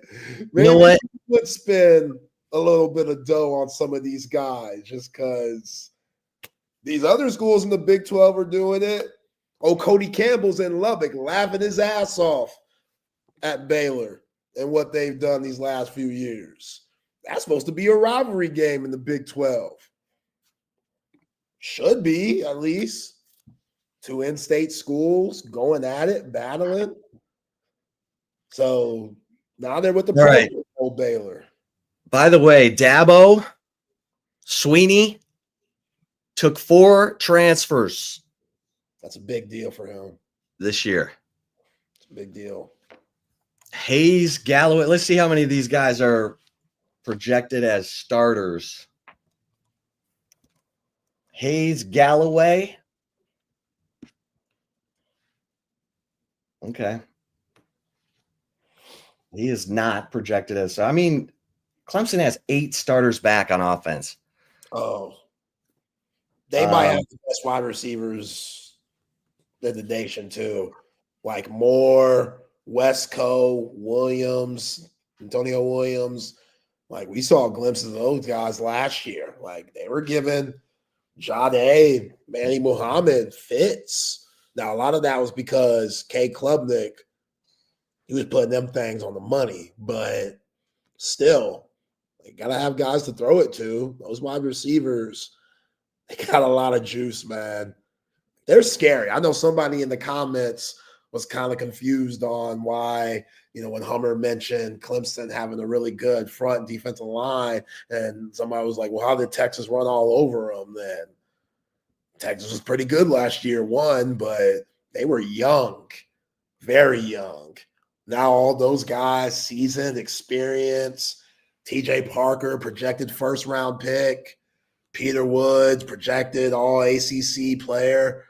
They got guys, man. You got guys. Sammy Brown, the linebacker, that was a freshman last year, played his ass off, was all over the place for Dabo and them. Coming back for his sophomore season, expect him to have a big year. They're going to be good. They're going to be good. I like Clemson. They're my pick to win it all. Yeah. Yo, Brent Venables, I think son's still there on the defense. He said, yo, Dad, I love you. Oh, he is. Tyler Venables. Tyler Venables. Yo, you know how bad of a place Norman has to be for your son not to want to go with your pops? That's foul.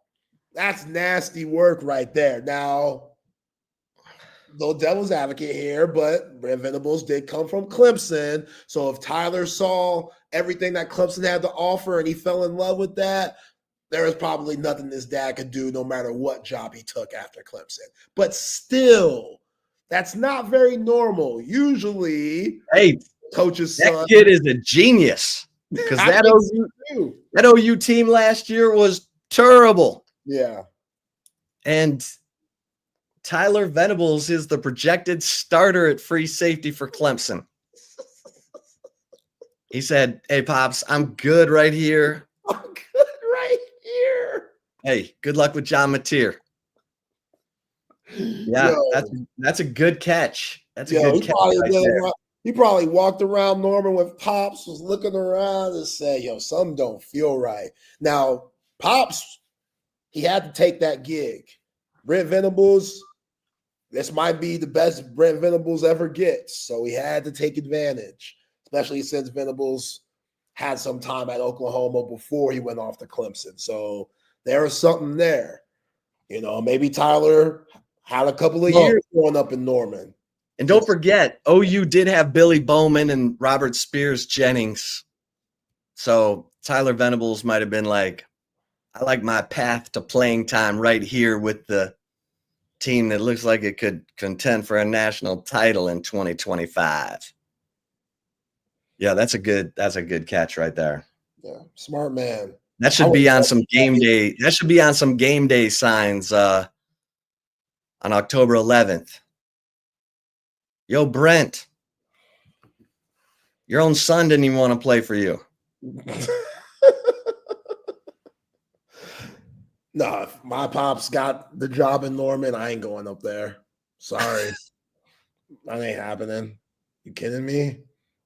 To be honest, I'd be praying for CC's downfall if he took that job. Like, he could do better. Dang. Yeah, what? All right, have you finished? By the way, we don't need to talk about scary Terry McLaurin getting paid. Why not?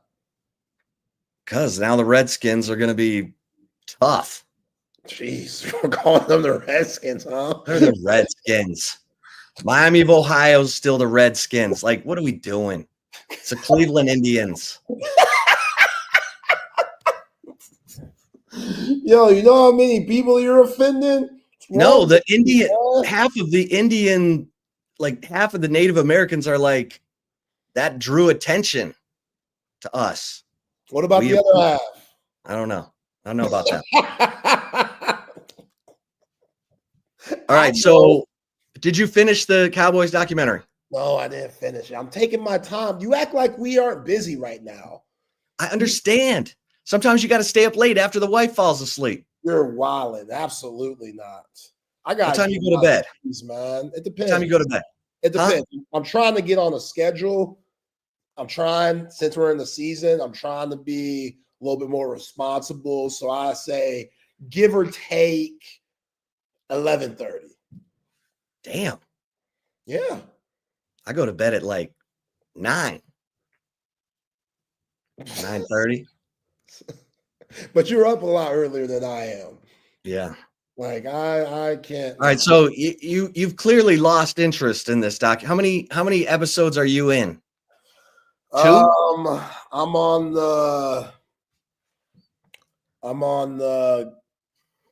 What part am I on? Have they won a Super Bowl yet? No, they're in. They're grinding. They're going through, like, Jimmy's cutting Curvin Richards and sending guys to Asthma Field. Yeah. Jimmy's losing his mind.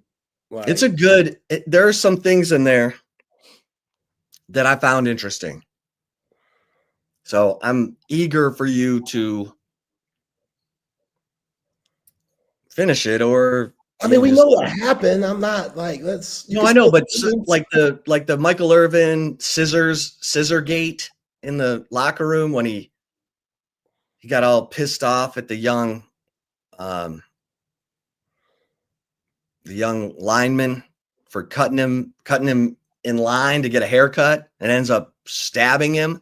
Yeah, cocaine. While Irvin was on probation, he would have gone to jail for 20 years if McIver, whatever that offensive lineman's name is, if he'd have pressed charges, like Jerry, paid to make that go away. Yeah, because I'm pressing charges. What kind of ghetto mess is that? You gonna pull scissors out on me because your edge up ain't coming in quick enough? And Michael Irvin had a tight fade too. It's not like he had waves or anything like special. Like, he had the 3 lines, across the fade. That was a fly look. But to stab somebody with scissors over that, I'm sorry. Everett McIver. No. And the other weird thing in the Michael Irvin sitch is that, remember, people forget about the fact that he was having relations with a woman who was engaged to be married to a police officer. Who? This girl that Michael Irvin was messing with. And the police officer, Johnny Rodriguez, found out and then had a plan to murder Michael Irvin. And he got sentenced to prison. But that girl testified against Irvin, and it looked like he was going to prison. And then she testifies, and Irvin looks like he's dead in the water. And then all of a sudden he gets a plea deal. Like, the prosecution had him dead to rights. Even the judge was like, he got 4 years probation. Playmaker. But what'd he do? He was just doing the cops came in. They were in the White House. He had cocaine. He had crack. They said it was like the biggest rock of crack that they'd ever seen. And Irvin was like, she was in there with him, and she testified it was all his drugs. So at that time, they were putting people away for long sentences for that stuff. Yeah. And she testified, it looked like over and out. And then all of a sudden, the prosecution agreed to 4 years probation instead of 20 years in prison. And he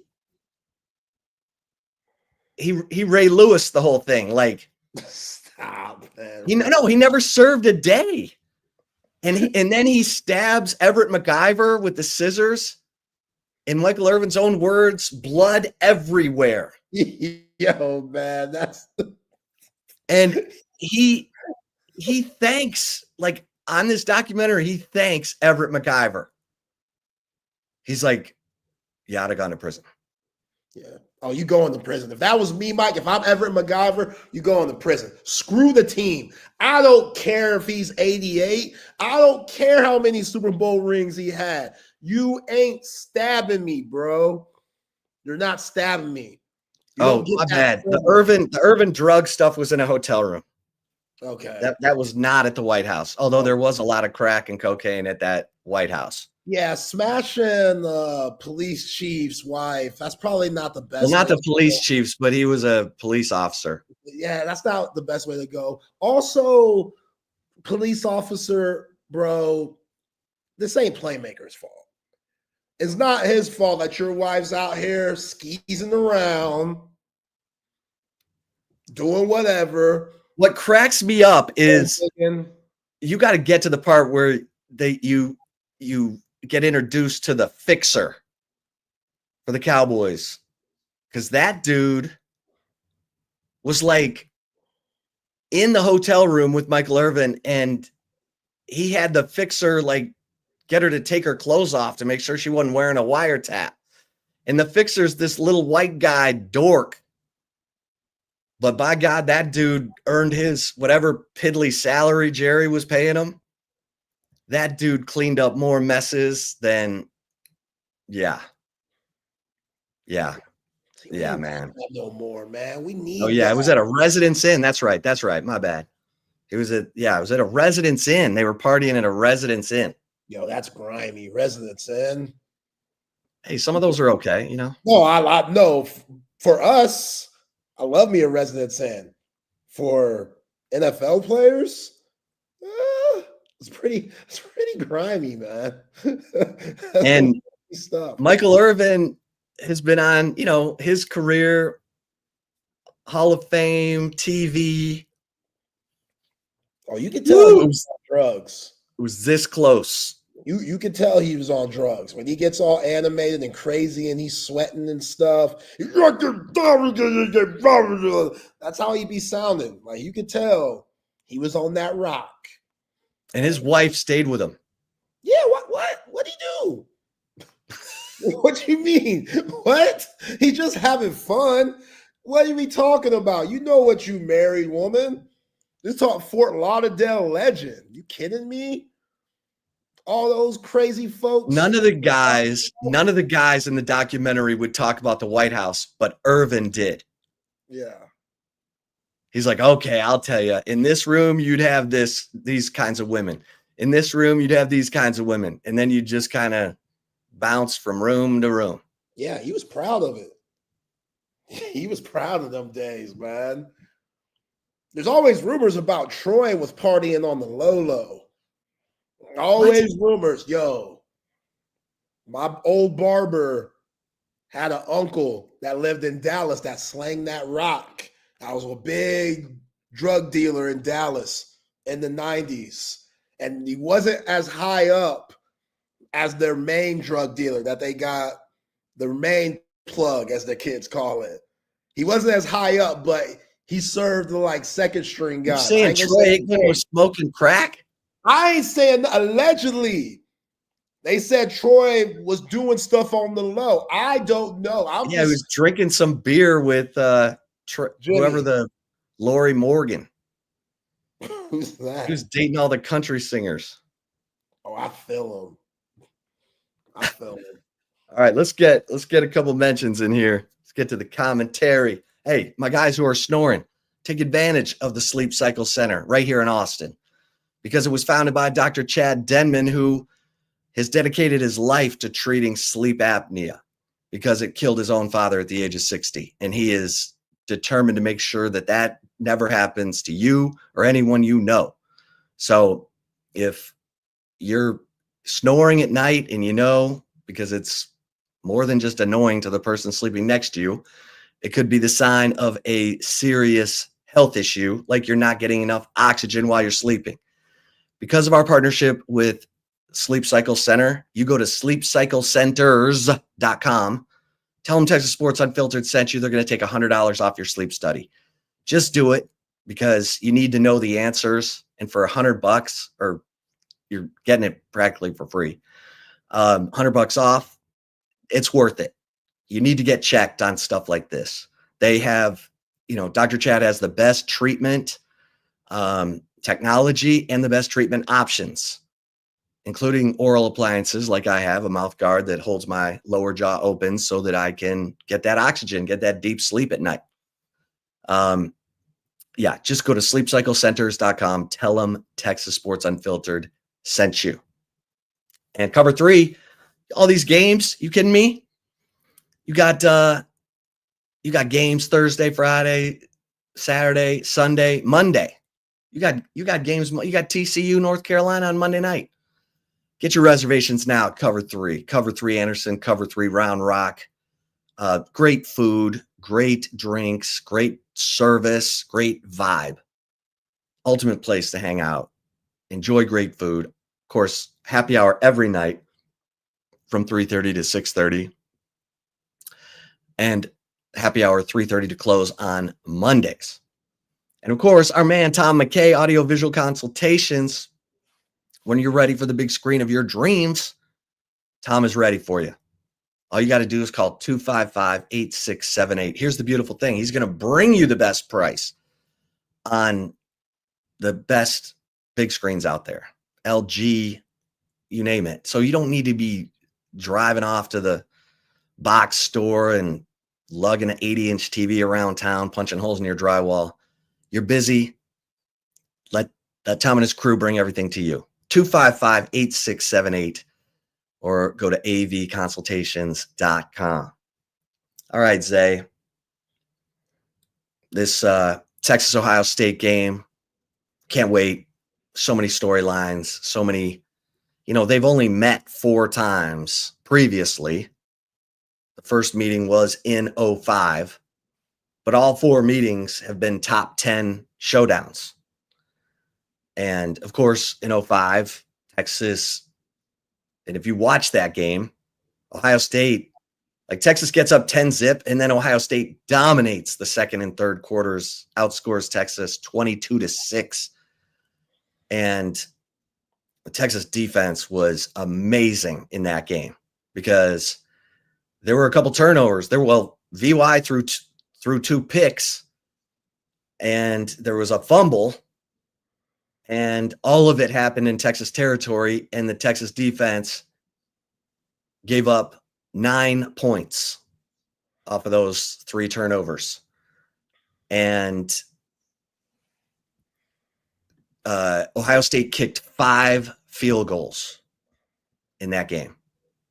The only touchdown they had was an unbelievable pass from Justin Zwick to Santonio Holmes with great coverage from Cedric Griffin. Like, you just got to tip your cap because he was right there stride for stride, and Santonio Holmes hauled it in. But, VY, unbelievable. They got a pass interference call, a little questionable defensive pass interference call that helped spur that drive down the field where VY, he converted a 3rd and 6 with a 9-yard pass to Jamal Charles.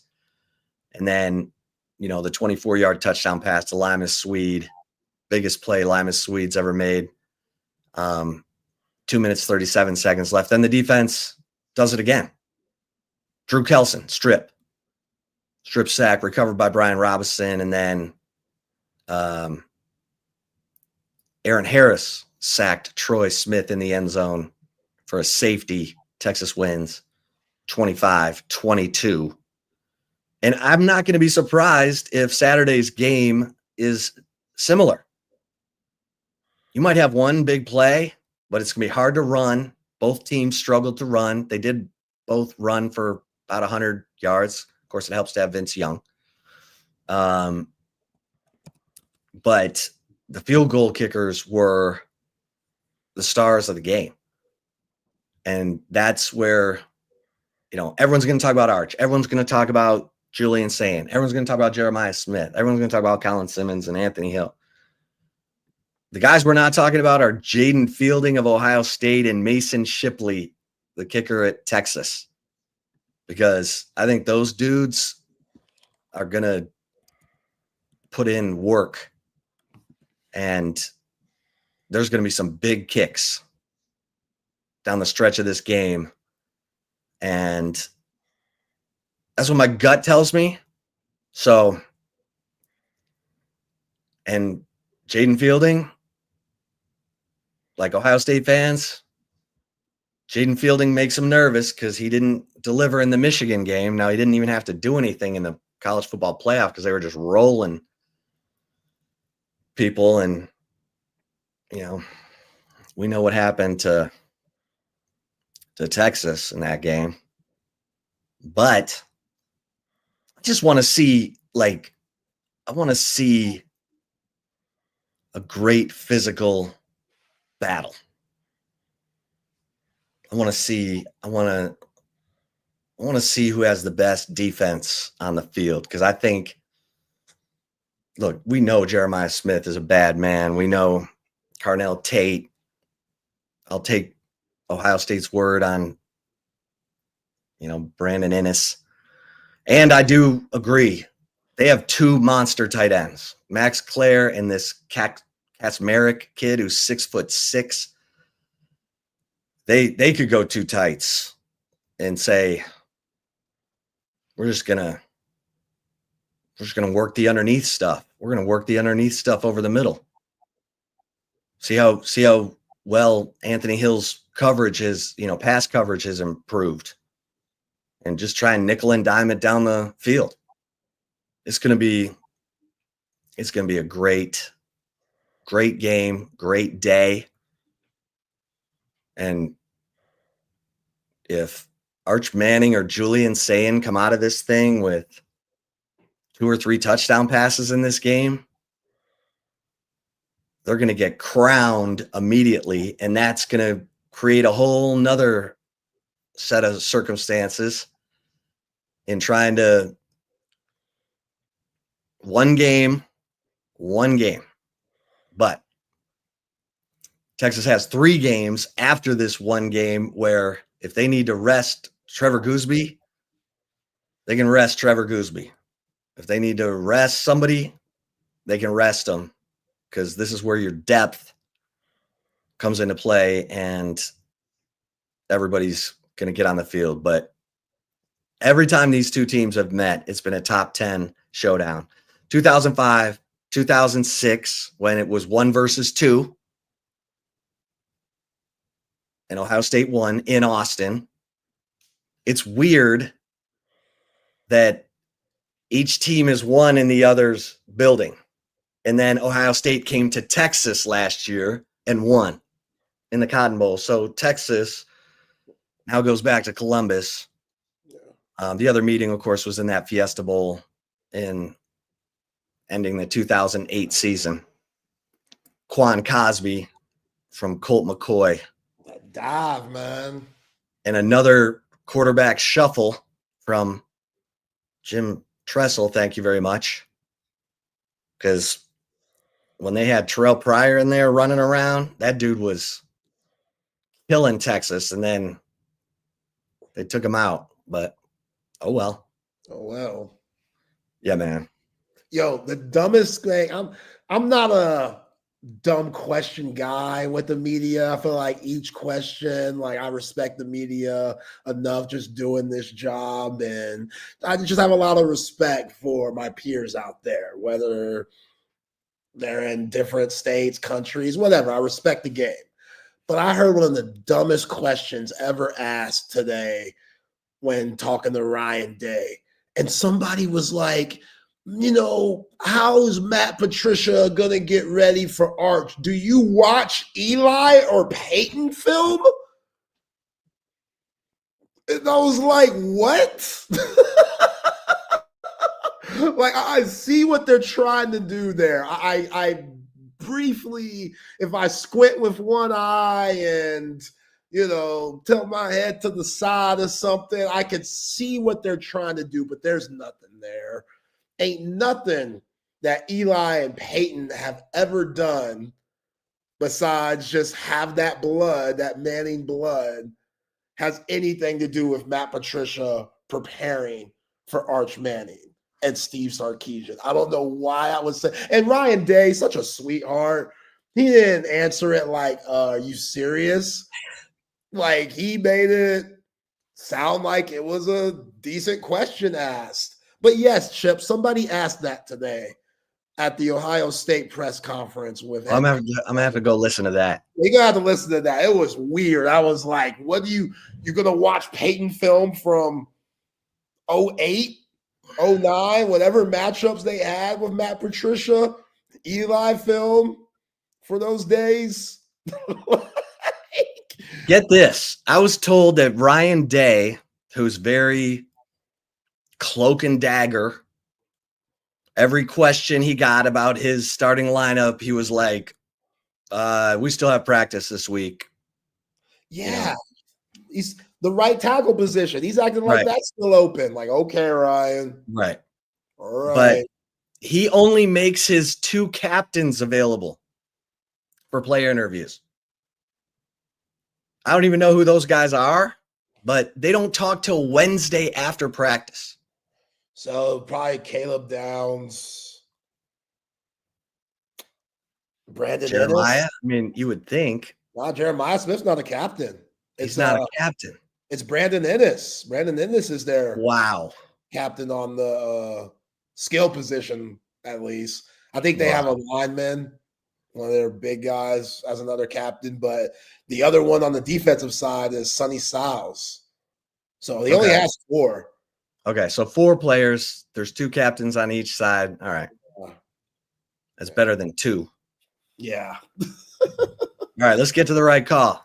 Let's get it. Let's get it. Hell of a chip shot, my guy. Give a shout out to Covert BK, the best in the business. You have that check engine light on. The AC's out. It's too hot for the AC being out. We don't want to see you pulled over on 35, causing traffic because you're dealing with the same car problems that you've been dealing with for months, for weeks, for years. Get rid of that. Go to Covert BK. They will hook you up. New pre-owned vehicle. They will work with you. Something that's in your budget, in your family's budget, whether it's a car for maybe your daughter that turned 16, or maybe your wife, or maybe yourself. Covert Bee Cave has you covered. So check them out at covertbeecave.com. Latest specials and inventory. They got it. New pre-owned vehicles. It doesn't matter. 7 terrific brands to choose from: Buick, GMC, Ram, Jeep, Dodge, Chrysler, and Cadillac. Wifey and I, our process at Covert Bee Cave couldn't have been any more immaculate. We walked in. She knew what she wanted. She knew what she had an idea for. We found something that fit our budget, and a day later, we came home with our Buick Encore GX. So it could have been a smoother process, and you could be like us too. So again, go to covertbeecave.com. See all the latest and specials and inventory before you go in and check out their beautiful lot. The hospitality is terrific. They don't make you feel pressure. They don't make you feel, anything just not at ease. Everything is comfortable. It's smooth sailing. Nobody beats a Covert deal. Not now, not ever. All right, Chip. So I did not expect this story to come out, and I don't know how true it is, but it's all over social media now. Rajon Rondo, former NBA champ for the Lakers and the Celtics, perennial all-star, really good point guard during his era. Nowadays, Rondo still playing sports, but apparently he's one of the best flag football players in the nation. Now, I don't know how or who's making these rankings. I don't know how serious it is. That's why I'm like, I don't know how true it is. But there's videos of Rondo slinging that thing. And we know he's a great passer. That was what he was known for during his basketball career. So you would think those things can, translate to the football field on a flag circuit. So we know in 2028, Team USA Flag Football Olympics, that will be happening in Los Angeles. Could we see Rajon Rondo there representing Team USA running QB? We might. The arm doesn't look bad. I would show the video, but the video is long as hell, so we ain't got time for all that. But the arm's not bad. The arm looks better than what I saw Avery Johnson throwing the other day in that weird release that he had with his crazy-ass brother and daddy. But, yeah, Rondo doing this thing, playing flag football. I like it. You don't really see things like that. That's crazy. Isn't that nuts? That's crazy. Yeah. In other news, there's more. We're finding out more information on the Draymond Green, Jordan Poole incident, where Draymond Green gave him that 2-piece and a biscuit combo, and Jordan Poole got kicked off the Warriors. So apparently it's Steve Kerr's fault. Steve Kerr told Jordan Poole, hey, man, you can't let Draymond intimidate you. You can't back down from Draymond. You got to give it to him too. So, just like any good player would do, listening to their coach that's in charge of the minutes, Jordan Poole does that. And apparently Jordan Poole told Draymond, you're an expensive backpack for 30, a.k.a. Steph Curry. That's Steph Curry's number. And that's when Draymond lost it. And that's when apparently he had to give Jordan Poole a little 2-piece and a biscuit. Now, I don't know how true this is, Chip, but if this is Steve Kerr's fault, then I got a problem with that. Because I love Steve. Steve, maybe he thought, hey, I stuck up for myself with Michael Jordan, and it paid off. And Michael Jordan did give Steve Kerr the nice, good one to the jaw back in the day. And apparently Steve ate it. And 3 rings later, history was made. But Jordan Poole, not so much. They couldn't come back from it. Draymond couldn't come back from it. And yeah, Steve Kerr was the problem. So that just gives Not you really. You kind of. Draymond ran off Jordan Poole. He ran off Kevin Durant. He didn't run Listen, off KD. That's yeah, he did. He didn't. Nah, that's what they try to say. Well, in KD's mind, he didn't want to deal with Draymond anymore. They're still close. Oh my God. All right, let's bring in the fellas, Patrick and Matt. The gym is open on a Tuesday, fellas. Yes, sir. Yes, sir. Got ourselves back in the right time slots. It feels more right today, doesn't it? A little bit. Indeed. Feels a little bit better. I think we'll be able to go back to our normal times next week. Okay. We'll figure it out. Whatever we got to do. I may be coming to you from the LBJ library. Like, hopefully they won't kick me out of there. But aren't you supposed to be quiet in the library? Right? I know.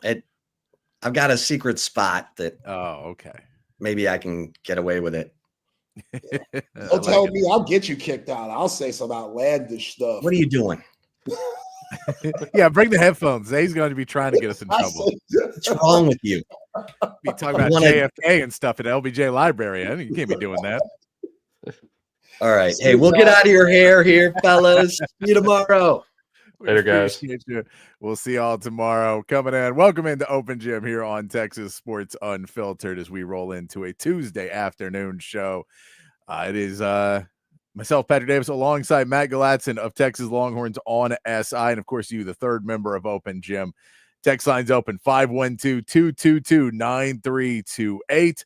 Or you can join us on the chat on Facebook, Twitch, X, or on YouTube is where you can join us there. Matt, ready? We're on a Tuesday now.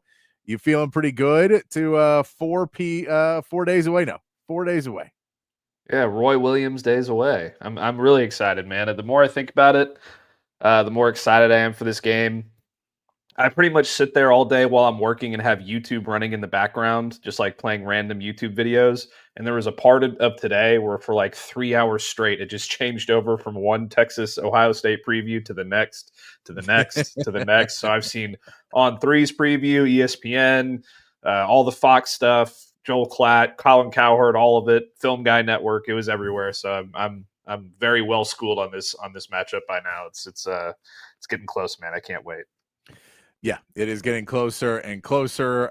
Getting excited for it. And yeah, as long as you just don't have YouTube TV, and then you'll be fine. I don't. Which is what I have. So do I. And I don't enjoy it seems like every year now, at least once during a sporting season, that somewhere is going to be like, well, let's screw over everybody who's watching. Let's just screw them all over. And I don't know which side it is that's worse about it. They're probably both awful about it.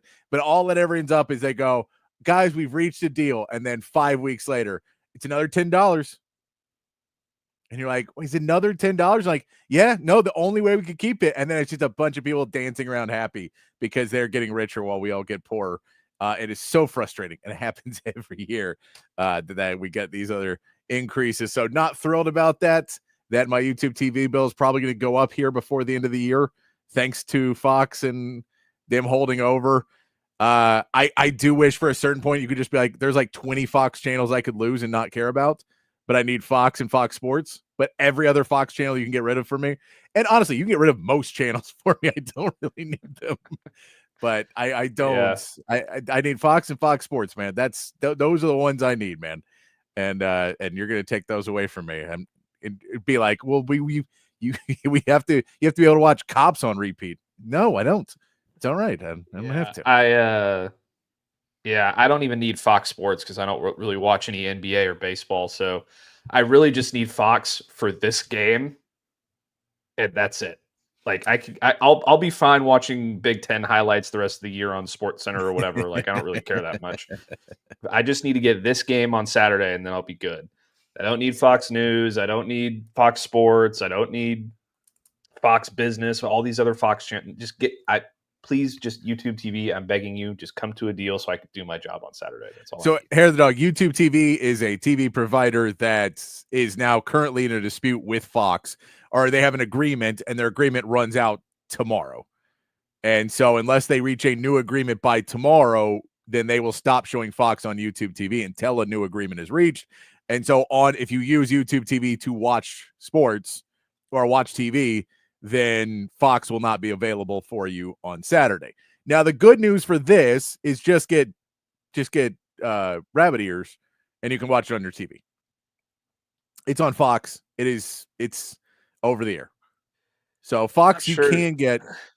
You're not sure what? I'm not sure my new TV is capable of rabbit ears. They still do it. All of those still have it. So I mean, every cheap TV I bought still has it. Let me put it that way. So if you're worried about it, you're really worried about it, get rabbit ears. Rabbit ears are way different than they used to be, by the way, and they have been very different for a very long time now. But they're all digital, so you don't get like blurry vision or screwy. It either works or it doesn't. There is no middle ground anymore. It's either HD or nothing. So you will get HD video from it. You just have to kind of set it up. I've done it plenty of times because there was always like one channel you wouldn't get somewhere. So you run them. And also bunny ears a lot of times now are just cables. It's weird. I don't know. There's a lot of different things about it. But if you're worried about it, just go get that. You'll still be able to see the game on Fox. So you don't have to stand on top of the chair anymore and like move the ears around to get the right angle to get the signal. If you want to be really clever with it, you got to get a longer cable, and then you can roll it over to a window that points the right direction, because you're trying to aim. Basically, you're always trying to aim at the antenna that it's broadcasting from. And so if there's a house right between your antenna and like brick walls or whatever else in between that and the where you're going, you could have some issues getting it. Fox is a big enough one. Sometimes usually it's the smaller channels that are going to have bigger problems depending on how far away from the antenna. Really interesting stuff about broadcasting. But all of that is kind of what you're looking for. And if you want to watch and your TV doesn't get it, you can join us out at East Village ATX, where you can look it up. And we're going to be out there doing a watch party, a pregame starting at 9 a.m., then a watch party. It is going to be a blast. Trust me. Get all the information on TexasSportsUnfiltered.com. I saw a thing today about all the stores they're adding out there and restaurants. It's going to be a really cool spot in a big stage in this little park area that we will be in, and it's just gonna be a lot of fun. Check out the pictures of like the area we'll be at, and it's gonna be really cool. And you can BYOB, save a few bucks, and come hang out with your friends at Texas Sports Unfiltered. Is not a bad way to do it. They have a food truck coming out, so you can get some fresh hot food there. Probably about halftime. It'll be really, really a lot of fun. So if it does go out, come out and join us. That's an easy excuse for you as well. The last company that I was employed with before Sports Illustrated changed publishers gave us all free Fubo TV subscriptions. Yeah. And they forgot to take them away from us last football season. So I had that all season last year and didn't have to pay for cable. And I just checked and they took it away. So I'm going to have to find another way to do it if YouTube TV doesn't come through for me on Wednesday. I guess I'll just have to head to the event. There you go. There you go. Yeah, and if you want to get rabbit ears, you can go. You order them on Amazon is probably the easiest now, but Best Buy has them. I'm sure there's other electronic stores. Maybe you can find them at a Goodwill. I don't know. It's old school stuff. Technically, you can kind of create your own with tinfoil and a coax cable. All these good things that you can learn to do if you're poor and trying to watch sports, like I have been many times in my life. You can figure out different ways to try and get a signal to come in. And then, also just beware. I'm just saying, figure this stuff out on a Friday. Figure all your stuff out Thursday, Friday. If it's gone, figure it out Thursday, Friday. Don't hope that it happens on Saturday, because then you're going to be panicking at 9 a.m. like I can't see the game. So I'm telling you to be aware of it on a Tuesday, so you have plenty of time to plan and be aware. Now, hopefully, they reach a deal Wednesday, Thursday. Hopefully, we get the info and they'll reach a deal and it'll be nothing. That happens a lot. YouTube TV's actually been pretty good about it too. Satellite providers are a little bit worse about it. Usually those guys will go can go a month or so sometimes, but we're hoping. I have other people's logins too. I'd be fine, but I'll be at the watch party, so it does not bother me. It more bothers me for later in the day because I like to have on 3 or 4 games at a time. and you can kind of go in between because there's so many stoppages in play. And so you got the main one on the main TV and then a couple other screens going. We have everything going at once and you're trying to watch everything. And there may or may not be some wagers placed on some of those games as well. So you have reasons to keep up with everything going on. But yeah, I mean, the lineup of games on Saturday is going to be fun too, considering we're talking about, Alabama, Florida State. Talking about LSU, Clemson at night is going to be a lot of fun. You even get the late game of Utah, UCLA is a good late game. That's a solid like 10 p.m. game is Utah, UCLA. So if we're going with that for old school Pac-12 after dark, seeing how those teams look. Yeah, and Patrick and I will have our picks on the line as well for our beer at the end of the season. So that's going to be critical for us to keep up with. Critical for us to keep up with as we keep going through this. Matt, I wanted to talk to you a little bit because I saw this today, and I've seen this now a few times about, we've seen a lot of stuff hyping up this game, and a lot of it is, Arch Manning, and then it's 1 versus 2, and it's number 1 versus the last year's national champion, and then you start to get into the rematch of last season semifinals, and that coming out of that, there's now some people trying to hype up that this may be a new rivalry in the making, and that you throw in the 05, where Sark mentioned in the 05 season, it's the 20-year anniversary of Texas beating Ohio State before going off and winning a national championship in a really great game. So you have that.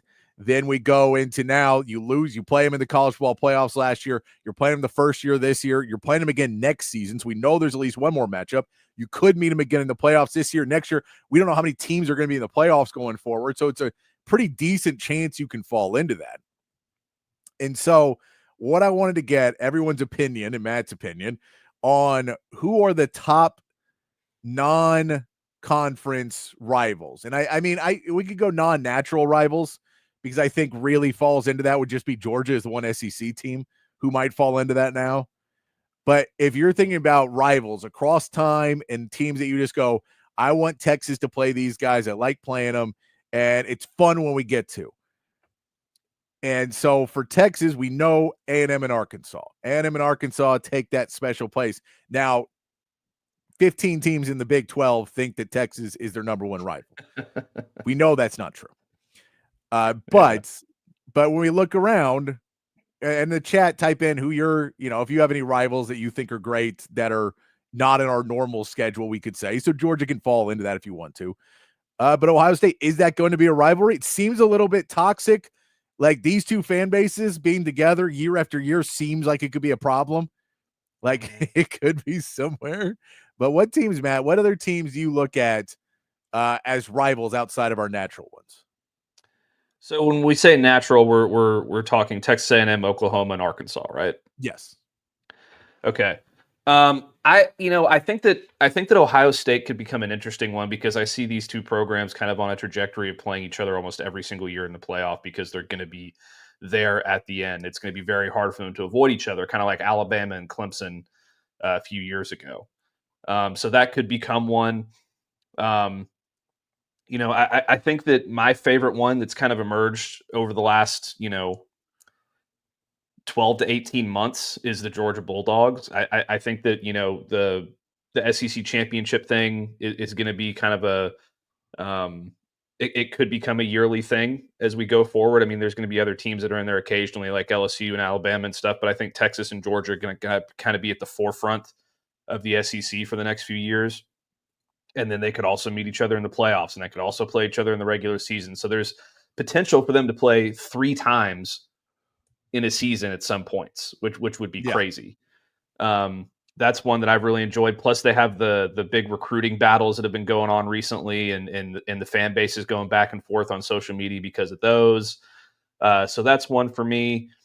I don't really know that there's another one out there that I could really consider necessarily. Maybe LSU could develop into one once they start playing each other a little bit more often. I think that would be a lot of fun.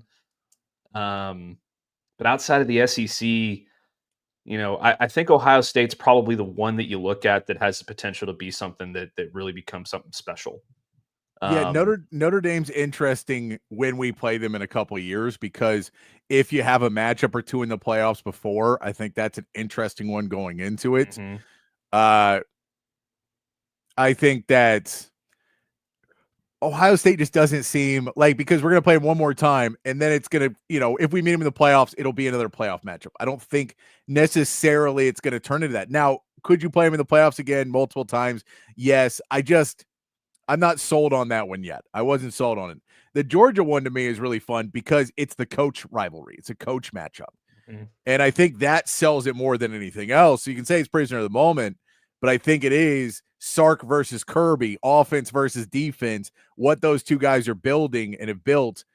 I think that to me really makes that one where you go, okay, we're building it on Sark versus Kirby. And then we can look at all those elements underneath, which in a college football rivalry is really great because you need something more than just player versus player, because those players will be gone. And you go, they get maybe 2-3 years of playing against each other and then they're gone. And so if we go Quinn Ewers versus Ohio State, right? They played one time, it's over. Now Arch Manning's going to get him once, maybe twice, maybe 3 times. And if everything was crazy, maybe 4 times. But you assume that you're like, okay, a lot of these players are just going to kind of change up. So as much as Texas is looking for revenge, now for Texas on their side, I think if Ohio State wins this game, it becomes in Texas fans more of a rivalry because we're 0-2. And then it's like, now we want to play you again. Now we can't wait to play you again. But if it's 1-1, maybe it's not quite as big in Texas fans or Ohio State fans' head. I think Ohio State would be mad about it, but it's a beginning of the season. You'll forget it by the end. And so I think really for it, Ohio State to be a rival of that's kind of non-conference and start to build something up, you have to meet them in the playoffs. The thing with Georgia is technically you can play Georgia 3 times in a season. Yeah. And so you can there are no non-conference scheduling, anything else. The conference gives you Georgia, you play them in the championship game, and then you can meet them in the playoffs. And so just that all going up, you add in the Sark and the versus Kirby, that to me seems like the biggest one. I know Texas Tech fans will say they think there's one. I just don't think I think it's too lopsided of Texas Tech really hates Texas.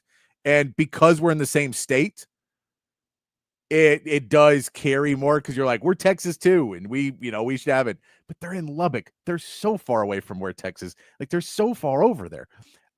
And so it's to me, it's like I get it, but I don't think Texas a lot of Texas fans don't look at it in that way of like, man, I can't wait to beat Texas Tech. I think it's more along the lines of Texas fans being like, I can't wait to beat Texas. But Texas fans are like, yeah, we should beat Texas Tech.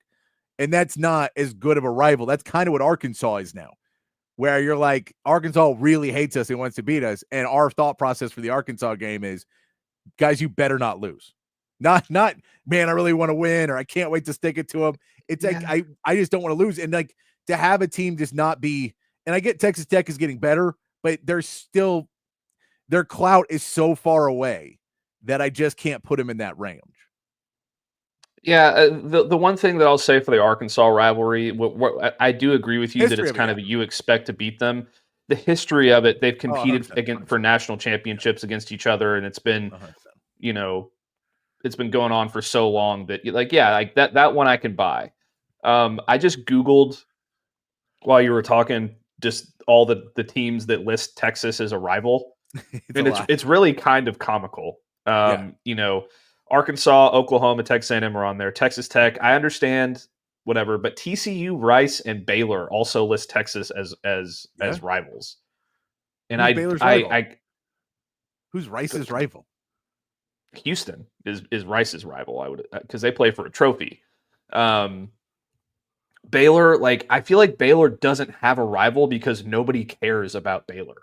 Like at least TCU has SMU, right? And Texas Tech is kind of the same way. Like there's not a team out there that hates Texas Tech so much that it's like every single year they're looking forward to that rivalry. You know what I mean?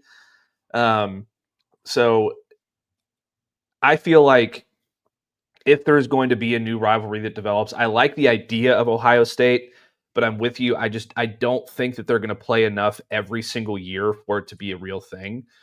So Georgia is the best potential, in my opinion, for that to develop a new rivalry and develop something special.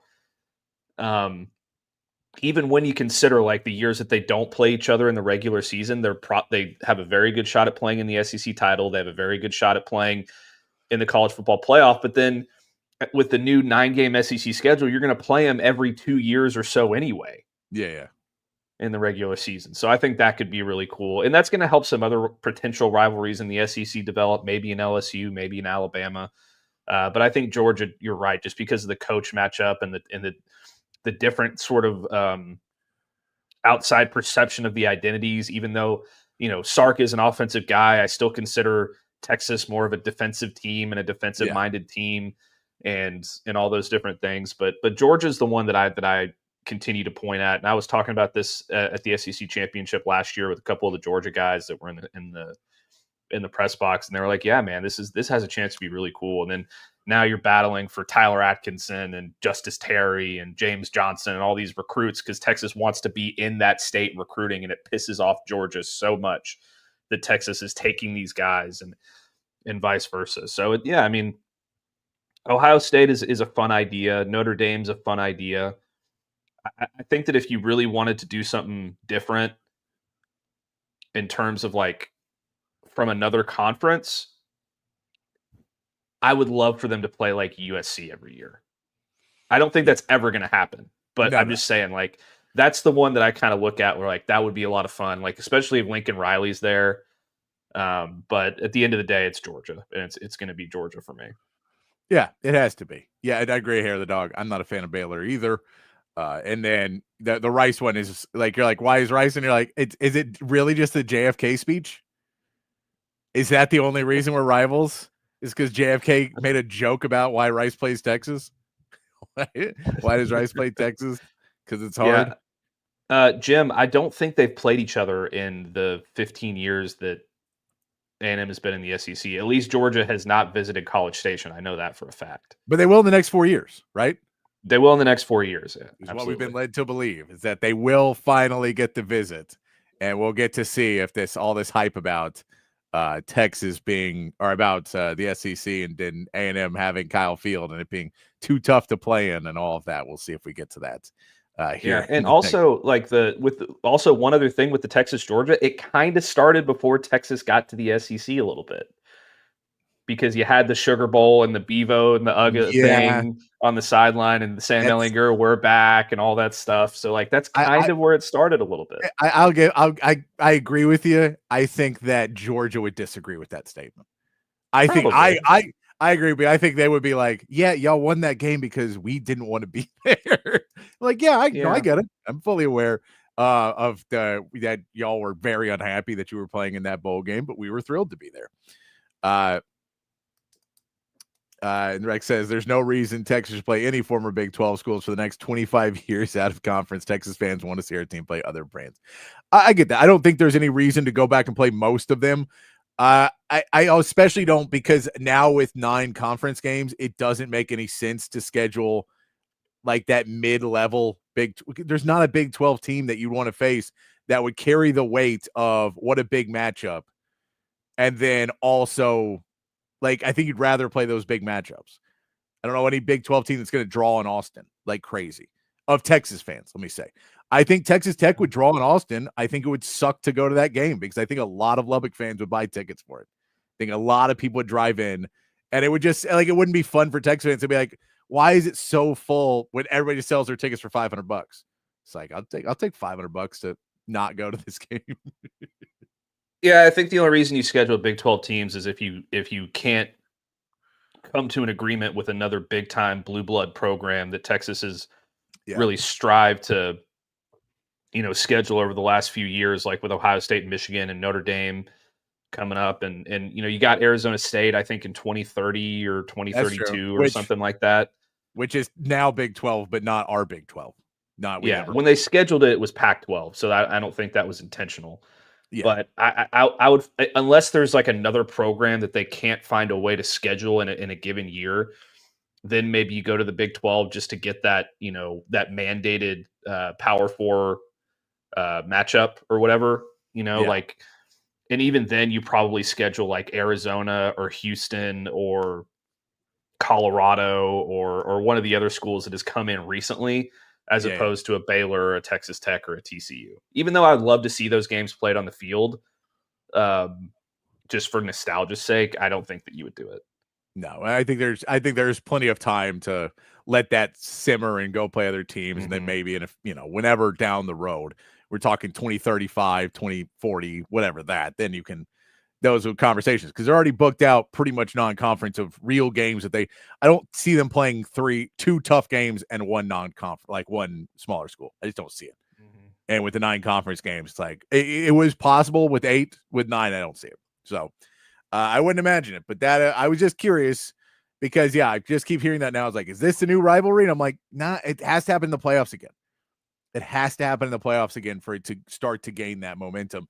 And it has to, there just has to be some give and take in all of these different pieces. And then the two fan bases can really start to, hone in on the hate. And then that's how those rivalries grow. And I think for Georgia and Texas, there's a hate enough already too, that Georgia's like, these guys came in or already playing for an SEC championship. And these guys think they're such hot shit coming into the SEC. We're going to show them what SEC football is. They'll show us what Georgia football is. You're better than the rest of them. Stop trying to lower yourself to that level. You're better. You're Georgia. You play Georgia football. We play Texas football. We don't have to claim the letters all the time. Matt, we talked about it a little bit yesterday, but we didn't get a lot of sound out of it because we didn't have the time to get it done. But I do have player audio from yesterday as well. Lots of players spoke to the media yesterday. So I cut a couple clips from a lot of the people we got. We knew Arch Manning, so I didn't pull a ton of his stuff because we talked about him a little bit yesterday. But Michael Taft was there, Trey Wisner, Ethan Burke, CJ Baxter, Colin Simmons, and Malik Murphy all spoke to the media yesterday. So we have a number of clips that we can get to. Let's start out on the defensive end of the ball and start out with some Ethan Burke sound. Ethan Burke was asked about the road philosophy for Texas. Oh, wait, I have to delete things. So I totally agree, by the way, Joe. Texas does need to schedule Clemson. I would love that. Clemson would be fun. Clemson would be a fun one. I would not be opposed to that one.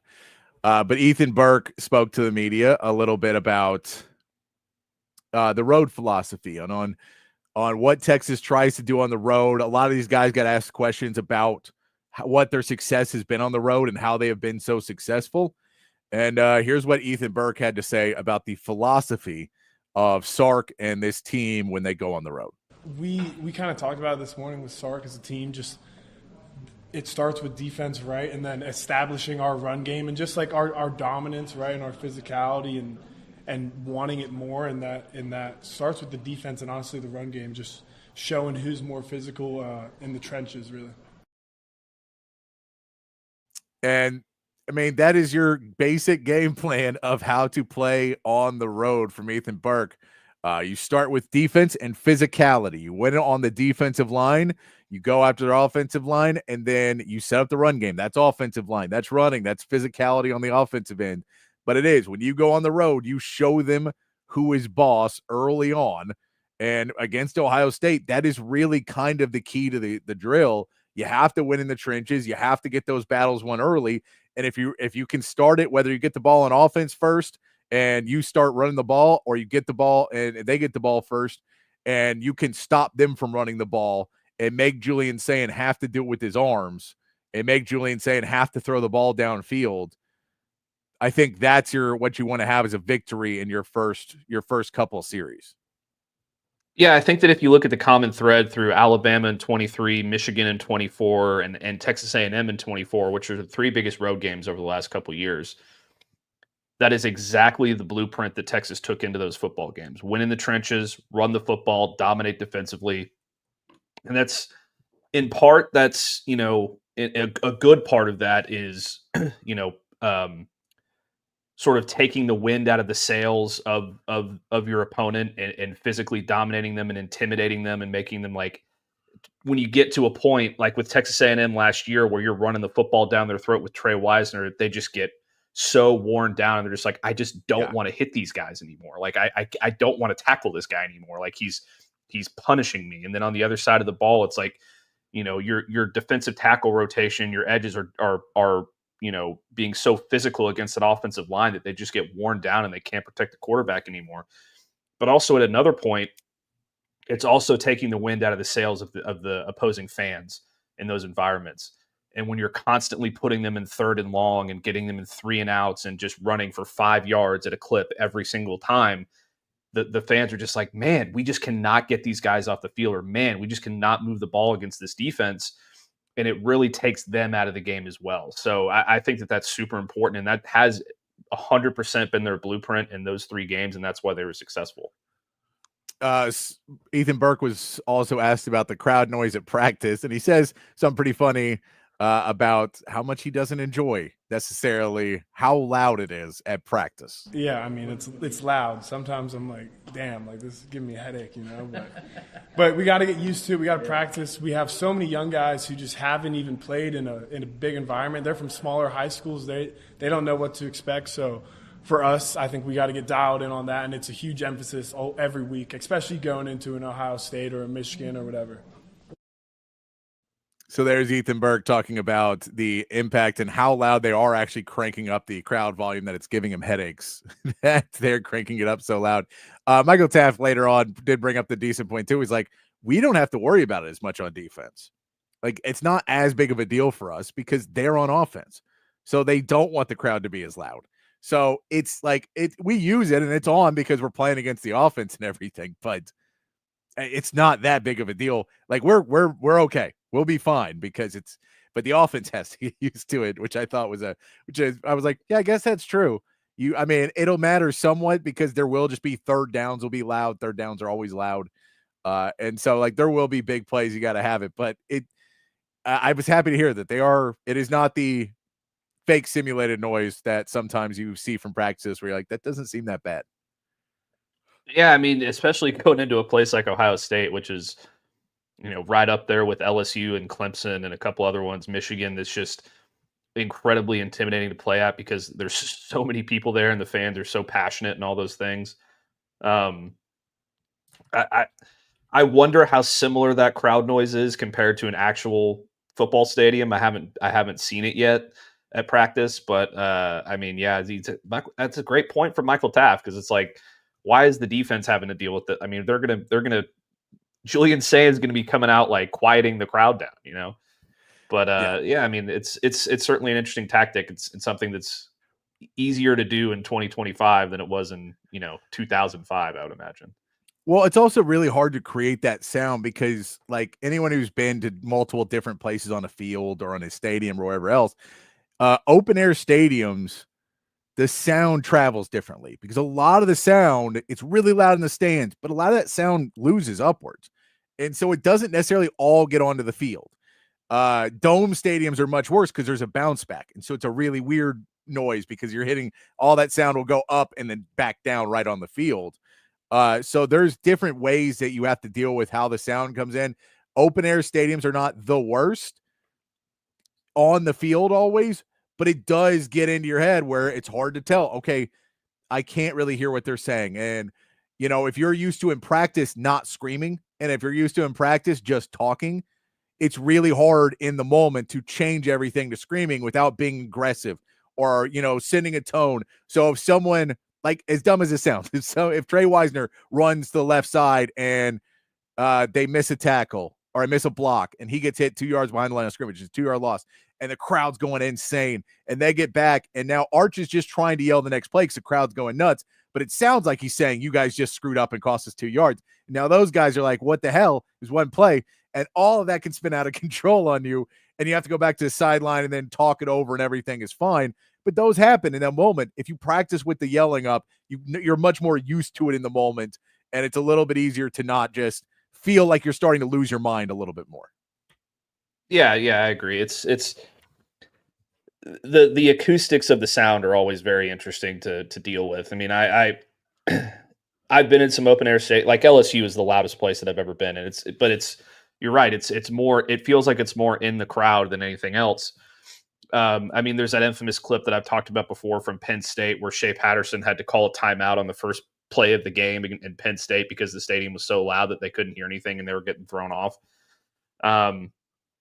But at the end of the day, just as long as you practice it, it doesn't really matter what the noise is. As long as you practice it, like the communicating with the noise, it's going to help you at the end of the day. But it'll be interesting to deal with. I think that Texas is going to be pretty prepared for it, though, because of the matchups that they've had in the last couple of years and the environments they've been in. But it'll be a factor regardless. Yeah, and Hair the Dog, it is turf. They put in new turf a few years ago, so it's the fancier turf, the ones that's not as bad as the old turf, but it's still turf. So that old AstroTurf that you take one step on and tear your ACL. Oh, the AstroTurf that you get tackled on, and you're like, oh, I'm playing on green cement. That's all I'm playing on. Just rip your arm open and everything, and then you're like, oh, it's blood with green in it because they just spray paint it over and over again to try and make it look like it's still there. Last thing I'll play from Ethan Burke. He was asked about the interior defensive line. Something that has been somewhat of a worry to Texas fans. We keep kind of hearing the same reports over and over again. But here's what Ethan Burke had to say about the interior defensive line. I would say that in a good way is they can all play all across the front. We obviously have a few guys who we specifically want playing nose, whatever. But for the most part, everyone can go tackle the big end, play like a 5 technique. And everyone's so versatile, like Hero, like I said. So there's so much depth in that room. I really like Murad, so many guys. It's a really talented room, and it's fun just talking ball with those guys and figuring out, scheming up, So there's Ethan Burke. He kind of delivers the same line we have heard throughout all of camp. And so it's going to be the season where we really get to see who stands out and who doesn't. But the line has basically been, there's 6 guys who can play. Like there's 6, 7 guys who can play ball on this defensive line. They can do a lot of things. Now, do we know if any of them are going to stand out at that high level? We don't know yet. But it does feel like you feel pretty confident with your depth. It is just a question of, is there a superstar on this, or is this defensive line more built on the edges, and then you just need to hold the front and those front line, the interior defensive line? Well, I think an interesting way that you can look at it also is, Texas has the couple homegrown guys with Melvin Hills and Alex January. They brought in Justice Terry, who a lot of people think is gonna have an impact early, and Hero Canoe, who is on a national championship roster. He brings that experience and that play time. But the other guys that they brought in were all extremely productive, very good, and sometimes dominant players. They just didn't get the shine on a national stage because they played for bad teams. So you went in and you got your pick of the litter of the best defensive tackles in the transfer portal from places like Purdue, with Cole Brevard, who's been there for years and has been very successful, one of the best defensive tackles in the Big Ten. Freshman All-American and Murad Watson, one of the best defensive tackles in the ACC, and Travis Shaw. And then LaVon Johnson was also very good at Maryland. So the guys may not have gotten the national star power recognition, but they were all extremely productive at their previous stops. And you just kind of cherry pick from the best players from these schools that weren't very successful. So it doesn't have the same, gravitas as it would be if you went to we're going to go get Peter Woods from Clemson or whatever. But these are all very good players, and they're all going to get their chance to shine, and the room is going to be very deep and very talented. And I think that, by the time you walk out of Columbus and maybe, these first couple non-con games, you're going to be like, man, okay, this room is ready to go. This is a strength of our team. Yeah, I'm with you. I think it's going to show well. But I feel like it is going to be one of those pieces that we're going to be watching all season of okay, which guys really are starting to stand out. I still feel it feels like Murad Watson is going to be one of those guys, but I think, it's going to be different games and different game plans as well. But it's going to be a lot of fun to watch. And yes, Texas is switching over to grass next season. This feels very much like a Sark being able to walk back into CDC and go, there's wide receivers who don't want to play on turf. And they're not coming here because they don't want to play on turf. So when I'm going out to recruit and certain players say, I don't want to play, and they're like, it's really great turf. They want to play on grass. I'm like, all right, let's go get some grass. We'll figure it out. We'll make it work. Hey, if we put human on it, we can afford it. We'll switch it to grass. Colin Simmons also spoke to the media. Colin Simmons walking in with a supreme amount of confidence. That kid knows how good he is, and there's no doubt that he works really hard and does everything else. But he was definitely, I think, the most outwardly confident person in speaking to the media yesterday. And he was asked about the juice that the defense brings and that energy that they bring. Here's what Colin Simmons had to say about that. The whole front seven. It ain't even just the D-line. It's the whole defense at that. The linebackers bring the energy. The secondary bring the energy. The D-line bring the energy. Of course, I'm one of the main dudes that get things rolling and stuff like that. Anthony Hill, one of the main dudes. On the come up, Alex January is one of the main dudes out there. Ethan Burke, Michael Taft. So I wouldn't just say it's just the D-line. I'll say it's the whole defense. So saying this is a whole defense. Again, the confidence this defense has right now is through the roof. And then you add in the fact that he's bringing up another defensive lineman's name in Alex January. Could Alex January be the breakout guy, one of the breakout players, the guy who's been in that system and knows it, has played behind some really great players in his young time at Texas?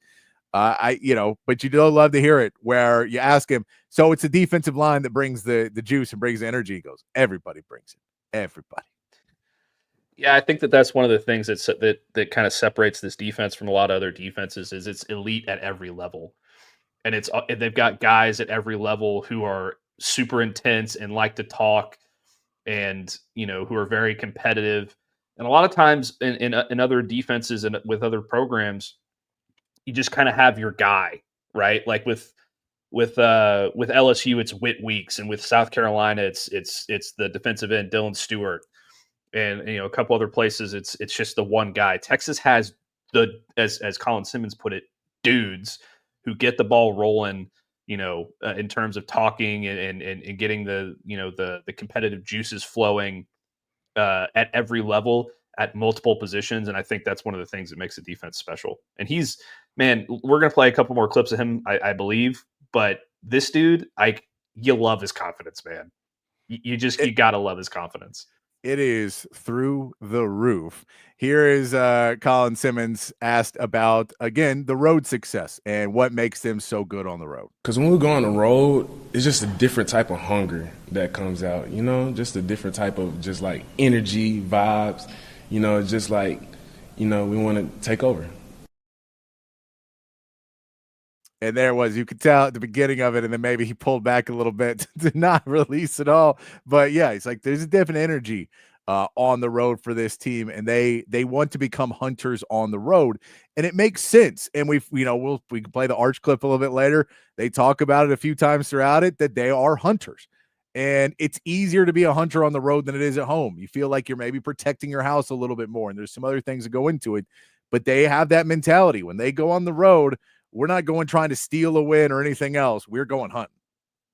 Yeah, their plan is to come in and break your spirit early and make you regret, scheduling this game in the first place. And I think that's kind of the mentality that they take into all these games. And you can kind of see that last year in that pregame tape against Michigan, where they're just kind of standing in the tunnel while Michigan comes out, and they just all look super intense, like they're ready to go, and they're looking across the tunnel, and they all have this look in their eye, like, we're going to kill you, right? And all the Michigan guys just kind of walking by, like, oh shit, like what do we get ourselves into? And I think that's a great mentality to take in there, because if you don't take that mentality on the road, then you play tight and you can make mistakes. But if you go out there and you try to assert your dominance early on and break their spirit, then that's how you win on the road in tough environments. One more quick one from Colin Simmons. He does throw up. He was asked about the quarterback, the posting of Julian Sayin when they announced him as a starting quarterback, and he just wanted to clear up. Nothing crazy. Honestly, I'm just excited that they chose a quarterback. It's really nothing major behind it. I'll say, it's no target for him or nothing like that. I'm just glad that they have a quarterback that I'm ready to sack.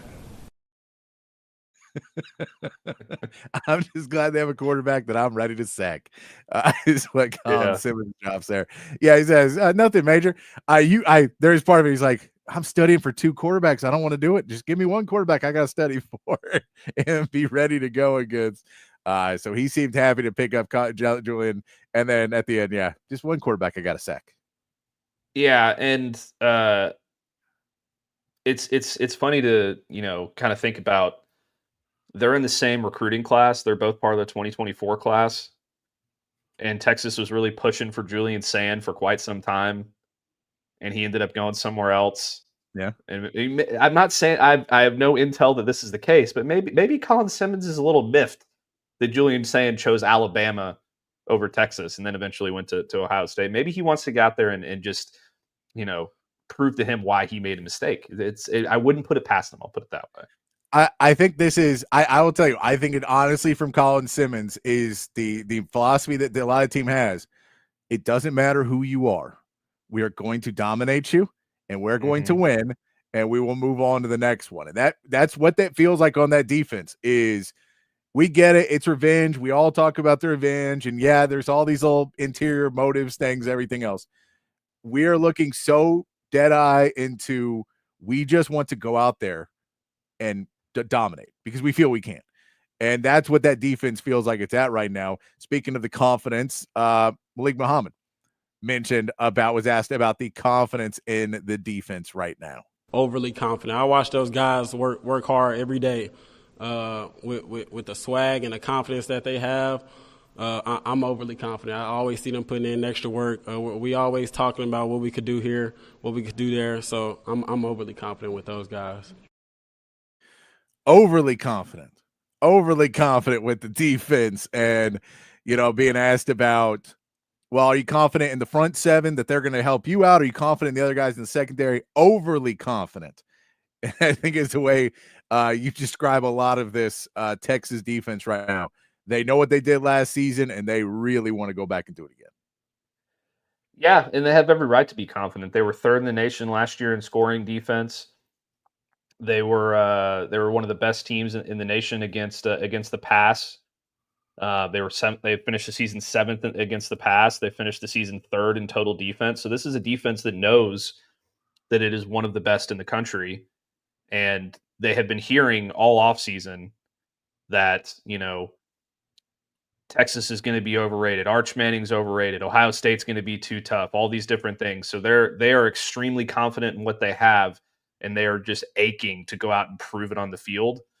And it sounds like it's at every level of the defense, even with the turnover in the secondary at the corner spot, and even with the turnover at the defensive tackle spot. They're extremely confident. They have every right to be because, as Sark said earlier this offseason, there's 17, 18 guys on that defense that are going to play and who are super talented and who are ready to go. So they have every right to be confident. Manny Muhammad also was asked about trying to be more effective in the turnover department after last season playing a lot. And he's not shying away from trying to be more active and pick up some more INTs this year. Like Coach Akina say, we can find anybody to bat the ball down to make good plays, but we want to go make the great plays and be playmakers. So some new perspective from Coach Akina. I get it. There's a lot of players who can go out and do what you do. There's a lot of players that can bat the ball down and everything else. I need you to turn those into interceptions. I need you to be great. And what's funny is there's not a lot of players who can do exactly what Manny Muhammad does, but the really elite ones, the ones that are going to go in the first day or two of the NFL draft, those guys make turnovers. And, we can talk about it, talking over the Cowboys and Trayvon Diggs. Trayvon Diggs gets beat in coverage plenty, but he also makes a lot of interceptions, and that will get you more than anything in today's football game. You just have to have turnovers. You have to have those game-changing plays. You don't want to allow anything else. You don't want it to hurt the other part of your game, but you do have to make those big plays. Manny Muhammad seems very focused and aware of it now, and from all reports we've heard from camp, he's taking advantage of it. Yeah, I'm interested to see how much this actually, if this actually comes to pass, because I don't know how much people are going to throw at Manny Muhammad this year.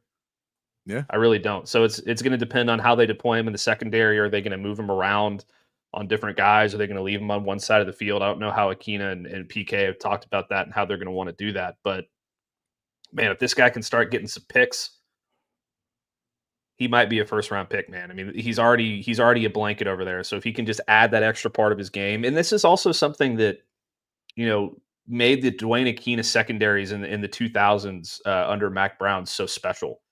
Yeah, is they were so good at getting turnovers with Earl Thomas and with Michael Griffin and Aaron Ross and all these different guys. They were all ball hawks, and I love that they're trying to bring that back because, I mean, it's very obvious, but nothing changes a football game more than a turnover. Yeah. So the more that you can force those, the better you're going to be. And if your best corner can turn into that guy after he's just been a lockdown guy for the last couple of years, it's only going to make him better. All right. Here's Michael Taft speaking to the media about their road, why he believes they have been so successful on the road. Because we're together. I think that's the simplest answer.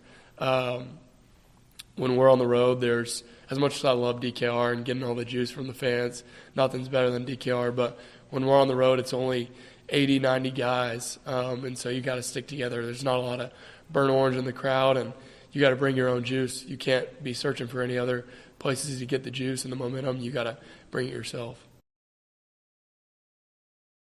So a different little answer there, but I still like it a lot. Michael Taft saying the reason we're so good is because it's us, and we know it, and we feel confident in ourselves and in our group. I like the answer because this is part of the culture that Sark has built. This is what you want to have on a road team, that their confidence, their culture, everything puts them together, that they're able to show up on the road and be there for each other, and they have the faith in each other enough to not get frazzled by a crowd chanting horrible things at them. Yeah, I mean, it really boils down to it's, I like what he said there. Like, there's 80 or 90 of us against 100,000. And like, what gets you more juiced up than with your back against the wall with that kind of environment and all these people screaming at you and terrible things at you and all this stuff? I mean, nothing is going to get you more worked up than that if you're a competitive guy. So he's absolutely right. He also spoke about the energy of the team and this defense and where it comes from. Yeah, it means a lot. It means a lot that the coaches trust us to bring the juice. But what is cool this year is we got a quarterback that has the most juice I've ever been around. Not just a quarterback, but a player. Whenever he scores, he's going to let it be known that he scored. And that's really cool because that fires everybody up. So, yes, I mean, you can trust in the defense for sure. We're gonna do our job. I promise you that. But it's cool that, if something bad goes with the defense, our offense, I trust in them just as much as they trust in us. So that's really cool. So Michael Taft showing a little love to the offense there and being like, I'll tell you what, we bring it, but they're bringing it back. And it's the dynamic what Sark talked about yesterday as well, that this team likes to have fun and likes to go out there. And there is just a lot of energy on that field at all times, offense or defense. And it's going to be a lot for Ohio State to deal with this weekend. It's going to be a lot for every team that comes to DKR as well. When the crowd going and the team is just chirping on both ends of the ball, it's a different level. Yeah, I like specifically what he said about Arch there, where if he scores, he's going to let you know about it. And that's the kind of thing that Vince Young used to do. And I don't want to get into Vince Young, Arch Manning comparisons and put them in any kind of the same level or anything like that. But there's certain things that you can take away from what Vince Young used to do and why he was so successful and the way he struck fear into people. It wasn't just that he was this big athletic guy who could run all over the field. It was because, he was talking shit and he was going to let you know. And, he was getting in your head and all those different things. Yeah. Like a lot like Michael Jordan used to do with the Bulls and Kobe Bryant did with the Lakers. They let you know that they were beating your ass. And it kind of sounds like Arch is kind of that same mentality where he's like, nah, man, you're going to hear about it every time I get 5 yards on you. If I break a tackle, I'm going to get in your face about it. I'm going to let you know about it. So then the next time you're thinking about it, you don't want to miss that tackle on me. And maybe you'll make a mistake and all those different things. So I love to hear that. And finally, Taft is basically like a little bit of advice for the younger guys, but what he tells the younger guys going into Ohio State who maybe haven't played in this environment yet. Yeah, just lean on guys that have been there. I think like Coach Saban talks about this, the idea of confidence. If you have confidence, it looks like there's two different players versus not having confidence versus having confidence. Like you look at, not that he didn't have confidence, but you look at Gunnar Helm finally being the tight end one on our team last year, and how much of a jump he had. He didn't change a lot. I've roomed with him for 3 years. He was the hardest worker I've seen all 3 years. It didn't just jump, but it was all confidence that he finally got to be that tight end. So when you walk into an arena with confidence, you can own the arena. And that's what I try to tell those guys. Just walk in with confidence. You belong here. Trust it. There it is. You belong here. Trust it. The confidence that Taft is trying to breathe into these younger players, which is big. I mean, you talk about Grayson Littleton, who's probably going to be playing on this roster, maybe being a starter for this team. And, you know, you have to have some confidence. When you play against really, really good teams, you have to have confidence because there are going to be plays where you get beat. You're playing against the best players in the country on the other side of the ball as well. You're not going to win every rep against other great players. But you have confidence, you can bounce back and then go get in the next time. And I think that's a big piece of what Michael Taft has brought to this secondary is a real confidence that those guys are out there that they can go achieve whatever they want. Yeah, absolutely. And it's especially important with the young guys. Like you mentioned Grayson Littleton. I'm not sure that he's ever seen in I'm pretty sure, but I'm not going to say no because I haven't watched a lot of high school football in Florida. But I don't think that he's ever seen an environment from Wiregrass Ridge High School or whatever it was in Florida and Zephyrillis that he's going to see, come Saturday at the shoe. So making sure that those young guys are confident, especially, is going to be critically important because there's going to be a lot of young guys on this roster who are making their appearance for a first time or getting, quality playing time for the first time, like a Kobe Black, Grayson Littleton, Parker Livingstone, some of these young receivers, Christian Clark at running back, all these different guys, and along the offensive line and the defensive line as well. They need to come into this game with the mentality that they do belong. And it's having a guy like Michael Taft there telling you that every single day is huge for this program. Well, I mean, hell, look at Jack Indries. Jack Indries has played a lot of football, and he's been a good player, but has he played in this environment yet? No.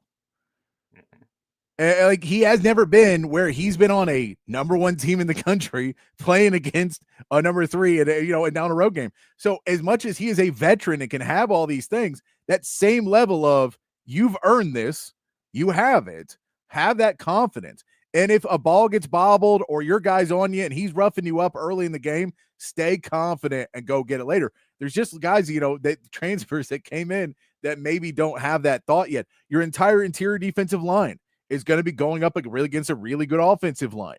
And I don't know anybody on that offensive line that really has a massive amount of experience of starting and playing where you feel really confident that those guys are not going to get frazzled in that. So in all, there's a lot of players that have maybe been on the team and have been on these trips and been around it, but not been in those situations necessarily, and transfers who came in that weren't on super top programs like Texas is right now. And playing, Texas has never been the number one team in the country going in week one either. So it's not like they all know exactly where that's at. They just have a better feeling because they were ranked decently well last season and were playing the defending national champions last season on the road. So I think there's a bit of a process. Now, you also have to kind of wipe that out of your memory and go, okay, we can't compare that to this because it's going to be different. Because Michigan was not the number 3 team in the country when we were playing them. That was a very different team than won the national championship. And this one's different, but not wildly different. There's not a new head coach. There's not. So I think that there will be a bit of that to add confidence, as Michael Taft said. Let's switch over to the offense a little bit here, and we'll get a couple of the running backs, and we'll play one arch sound at the end. I don't want to play a lot of arch because we talked about him yesterday. And basically all of his arch sound has been put out there already. But let's talk about Trey Wisner and dealing with the crowd a little bit and how he dealt with it last year and why he feels more confident about this year. I'm gonna take it back to Michigan game. The first drive I couldn't hear, so I feel like that definitely does give you that more like, okay, now I need to lock in more with more my urgency. But the crowd noise never really been a problem with me because I'm pretty good at being grounded where my feet are, being present in the moment. So yeah, like I try to block it all out. Did you get used to the noise at Michigan? Did I get used to it? Or they just got quiet? They got quiet, but I did do a good job of getting used to it. I can say the first drive it was pretty loud, but I was able to get used to it pretty quick. There's Trey Wisner leaving the little jab at Michigan in there. Trey Wisner, did you get used to it, or did they just get quiet? I'm like, well, they got quiet, but that wasn't a loud crowd early for Michigan, and he has experienced it and understands. Now I know what I need to do. Now I understand what I get out of. I have to go back into that mindset of I couldn't hear anything, and what we need to be able to convey in those moments. So I it's good that at least some of these guys do know it and can tell other people, be like, I could not hear the first drive. So if that happens, do not freak out, but just, it may happen.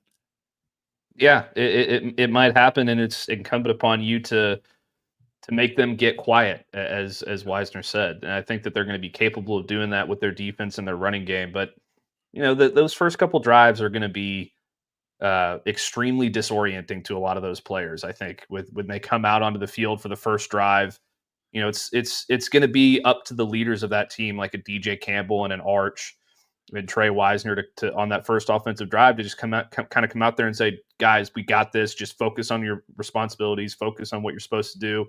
I promise if we do our job, you'll be able to hear a lot better by the second quarter. So it's good to take that mentality into it. Trey Wisner was also asked about him bringing the energy. Sark spoke about his energy. Arch spoke about his energy, that Trey Wisner is the Energizer Bunny back there. Here's what Wisner had to say about bringing it. Like I said, just stay juiced up. The juice trickles well throughout our team.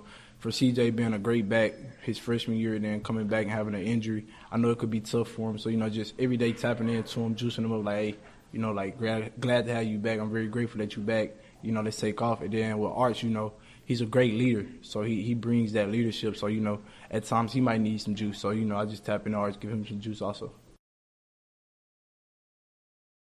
So there's Trey saying he brings the energy because he's trying to bring it to everybody else. And one of those is the common trend you get, and we'll play CJ Baxter in a minute too, but those two running backs, as much as you could ever think there would be a running back controversy or two running backs not wanting to share a running back room, those two guys speak so highly of each other and just genuinely seem to have a bond that it's very nice to see, because you worry about that a little bit on teams with really competitive players. Who's going to get the carries? Who's going to be able to get it? Those two guys seem to have it. But Trey Wisner also understanding the role of trying to bring the energy to lift everybody else up at every moment he can. Yeah, and I think that specifically with running backs, it's probably the one position, at least on offense, where having another good running back behind you or in front of you or sharing doing a running back share, that's your best friend, because that keeps you fresh throughout the season. You both have different skill sets and you both play well off of each other and do all those different things and provide different kind of skill set to whatever you got going on out there. So it's good to hear that they've really bonded, because these are two guys who, would probably be starting on almost any other team in the SEC and be a feature back on almost any other team in the SEC and probably get more of a carry share on almost any team in the SEC. And now they've got to compete with each other, but they're also making each other better. And it's important to have multiple leaders out there as well. Like there's going to be times, and it could very well happen in this game, where Arch throws a pick, or Arch throws an incompletion on a fourth down in a critical moment, or whatever the case may be. And a lot of times the quarterback is the guy you look for to kind of pick you up after a situation like that. But if he's the one that's down, who's going to step up and really, bring him back up and get him ready to go out in the next series? And it sounds like Trey Wisner is kind of embracing that role and carrying it forward, which is awesome. Yeah, no, it is nice to see, to continue on with these guys. CJ Baxter also spoke to media. First of all, everybody noticed he is now done with the dreads. Anthony Hill lost them about a week ago, I think. And now CJ Baxter has gone off. He said new year, new me, starting over. It's not anything else. I'm starting over as a new CJ Baxter. So he has now shaved his head down to a buzz cut or to a slow fade or whatever hair term. I do not know. But he has cut off the dreads. He was asked early the number of carries he expects to get. Here's what he had to say. No, I mean, we've had our conversations, of course. I've been practicing really well. He has a trust in me. The training staff, they've been doing a great job of watching me. So it's really just when we get in the game and however the game goes, it's not really a set number, however the game goes. So he started that off by saying, you have to ask Sark that question. But then he goes into, I think the good news is there does not seem to be a snap count on him. There does not seem to be some old bigger restriction. We know Sark has said he started to believe in him more and that he's kind of lifted that. But it doesn't feel like Sark's already not planning to have him carry the ball 25 times. We know that because he has other backs, because he wants Terry Weisner to get the ball. So we already know it wasn't going to be huge, but to hear it's 10 and then we got to get him out of the game and those types of things, I think makes you feel a little bit better about his recovery. It makes you feel better about how Sark feels about him. Yeah, I mean, I the pitch count stuff I think was warranted during camp, and the things that you've heard about how much he's progressed and Sark's trusting him and all those things is all great to hear. But I know you don't necessarily want him to get 25 carries straight out of the gate. Yeah. But I'm just telling y'all, if CJ Baxter if Texas is up by a field goal heading into the fourth quarter and Texas has the ball, you are going to see CJ Baxter, CJ Baxter, CJ Baxter, Trey Weisner, CJ Baxter, CJ Baxter, CJ Baxter. Because he is the guy that is going to is physically as Trey Weisner runs and punishes opponents for trying to tackle him. CJ Baxter's got about 30 pounds on him. And he really lays the wood. And he's the kind of guy that makes you not want to tackle him after a couple runs in a row. So I feel like if they're in that position, he is going to get the ball a lot. And whether your intention is to give him, 15 carries going into the game, or it's just kind of a wait and see approach, I would be surprised if it is a close game, which I expect it to be, that he doesn't have upwards of close to 20 carries when it's all said and done. Yeah, I could believe that. I could believe that if it's close, yeah, he will get more. But I would assume, yeah, you're looking at, it also depends on how well they're running the football. That depends as well, too. Of course. But all that being said, I could see it. I'm hoping that we're up by 3 touchdowns, so it doesn't matter, but I would assume it's probably going to be a closer game than that. Well, according to Paul Feinbaum, Texas is going to blow out Ohio State. Well, which almost virtually guarantees that it's going to be a close game. Well, I mean, according to Paul Feinbaum, Arch may ascend to heaven to sit by his father's throne by mid-season. I don't know. Paul Feinbaum has some pretty big expectations. So let's talk CJ Baxter. Again, I was really impressed with CJ Baxter in his availability yesterday. He's always been, good at speaking to the media, but he seemed more at peace, let's put it that way, than he has seemed in a while, and kind of just more used to it, because we didn't really hear a lot from him last year. We heard from his freshman year. So now it's his third year in the program. So he's just a lot more used to speaking to the media. He's a lot more used to being in college and getting out of high school. And you just saw his personality shine through. And this is part of it right here, the humbleness and dealing with it, where they spoke about his recovery and asked him, that Sark has said he pulled, he's feeling more confident in you, and the recovery and what he kind of credited his recovery to. And here's what CJ Baxter had to say. I give that guy so much credit, him and that the training staff, Daryl Donald. I give him so much credit because it was never a low moment with me returning, as far as getting back on the field and going with the ones again or going against the defense. So the first 3 days of camp, I was on like a pitch count. They would monitor me a lot. And then after that first week, I would amp it up. And then it was really more so how my body responded. I think it responded well. I did a good job of taking care of my body. They did a good job of helping me take care of my body. It was just giving me more. Just giving me more each and every practice. So I'm excited, man. That's the big thing. They did a great job. I give him all the credit for real. CJ Baxter there being pretty humble, pretty forthright in his recovery. But yeah, just give all the credit to the training staff and Sark and everybody who, was able to put together a plan and walk him through it and get him through day to day and get him ready so we can come back. And then you hear at the end, he goes, I'm just excited. I've been able to play football in a long time. And for somebody who that's their dream and have it kind of taken away and then given back, you come back week 1, you're playing Ohio State defending national champions. You got to feel really good for this kid. Yeah, and I think that he mentioned, you could kind of tell the excitement in his voice about being able to get back out on the field and play, because I don't think, is with all these guys that were playing in the game against Ohio State last year, like Michael Taft and Ethan Burke and, all the offensive players.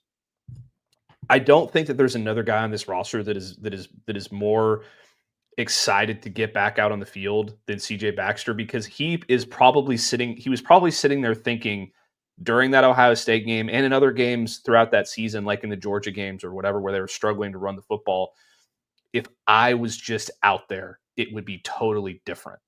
And now he gets an opportunity to come out there and really, shed all those demons off of his back and really be a part of the game again. And I think that you're going to see a CJ Baxter that is extremely amped up and ready to go, because he's going to be so thankful that he can just be out there with his team again and be out on the field again and help them, where he was just kind of stuck back on the sideline last year, watching them struggle to run the football against Georgia and struggle to run the football against Ohio State. So I'm really, really happy for him and excited to see what he does. Yeah, and then he was asked, kind of, okay, now you're back. You're going to be this running back. How do you handle the load being put on your shoulders? And, really trying to help this team and all the pressure that's now on you of, having, wanting to come back from this injury and be really great and helping your team beat Ohio State when you weren't on the field last year, and asked, how is he dealing with that pressure? And here's his answer. I wouldn't even say there's any weight on my shoulders, because I don't have to do everything by myself. I have Trey Wisner, I have Archman, and DeAndre Moore, Ryan Wingo, Jack, Trevor Gooseby. All of those guys are going to make plays, so I don't have to be the one that makes every play. So there's not really any weight on my shoulders at all. I'm definitely excited to be back on the field. No questions asked. I'm super excited. But I'm definitely being with my feet are one day at a time, handle the week, keep scouting and game planning against these guys. Great opponent, of course. We respect them. But, one day at a time. Super excited to go into Columbus. So there he is. I don't have any weight on my shoulders. We're a team. I've got all these guys who are going to do it, so I just have to do my part. And I love that answer of his to not put too much of a weight coming back from this injury and just say, I just got to do my part, and everyone's going to have a big game. Yeah, he's such a humble kid, man. I know. It's really refreshing to hear. He's like, yeah, man, I'm just excited to get back out there and help. Yeah. It's really great to hear. And like I said, I'm excited for him. I think he's going to have a great game. I think he's going to have a great season. And he's right. Like this is as much as people talk about the turnover on the Texas offense, it is such a talented group. It's just, I heard Andy Staples and Ari Wasserman talking about this earlier today. It's like, just because a lot of these guys haven't played yet doesn't mean they're not going to be great. They just haven't had a chance to get out there yet, No, and this is funny too, because like we talked about in the Kansas game, week 0. And one of the pieces was like, they only have these returning starters. And then halfway through that game, I'm like, oh, that's right, the transfer portal and what we're doing in college football these days. That doesn't necessarily mean there's this big rebuilding period. The rebuilding era of, you basically rebuild and then you get 1 to 2 years and then you have to kind of rebuild everything. That era is gone now. We saw Alabama be dominant for 7, 8, 9 years in a row. We saw Georgia now continue to be dominant for the last 6, 7 years. Like, you see these teams just go on really long runs in college football, and it's because they're continuing to produce. They get really good coaches. Sark talked about it on Monday. The really good coaches who get to develop players, and you have a plan and a system that works to develop players, and all of that comes together.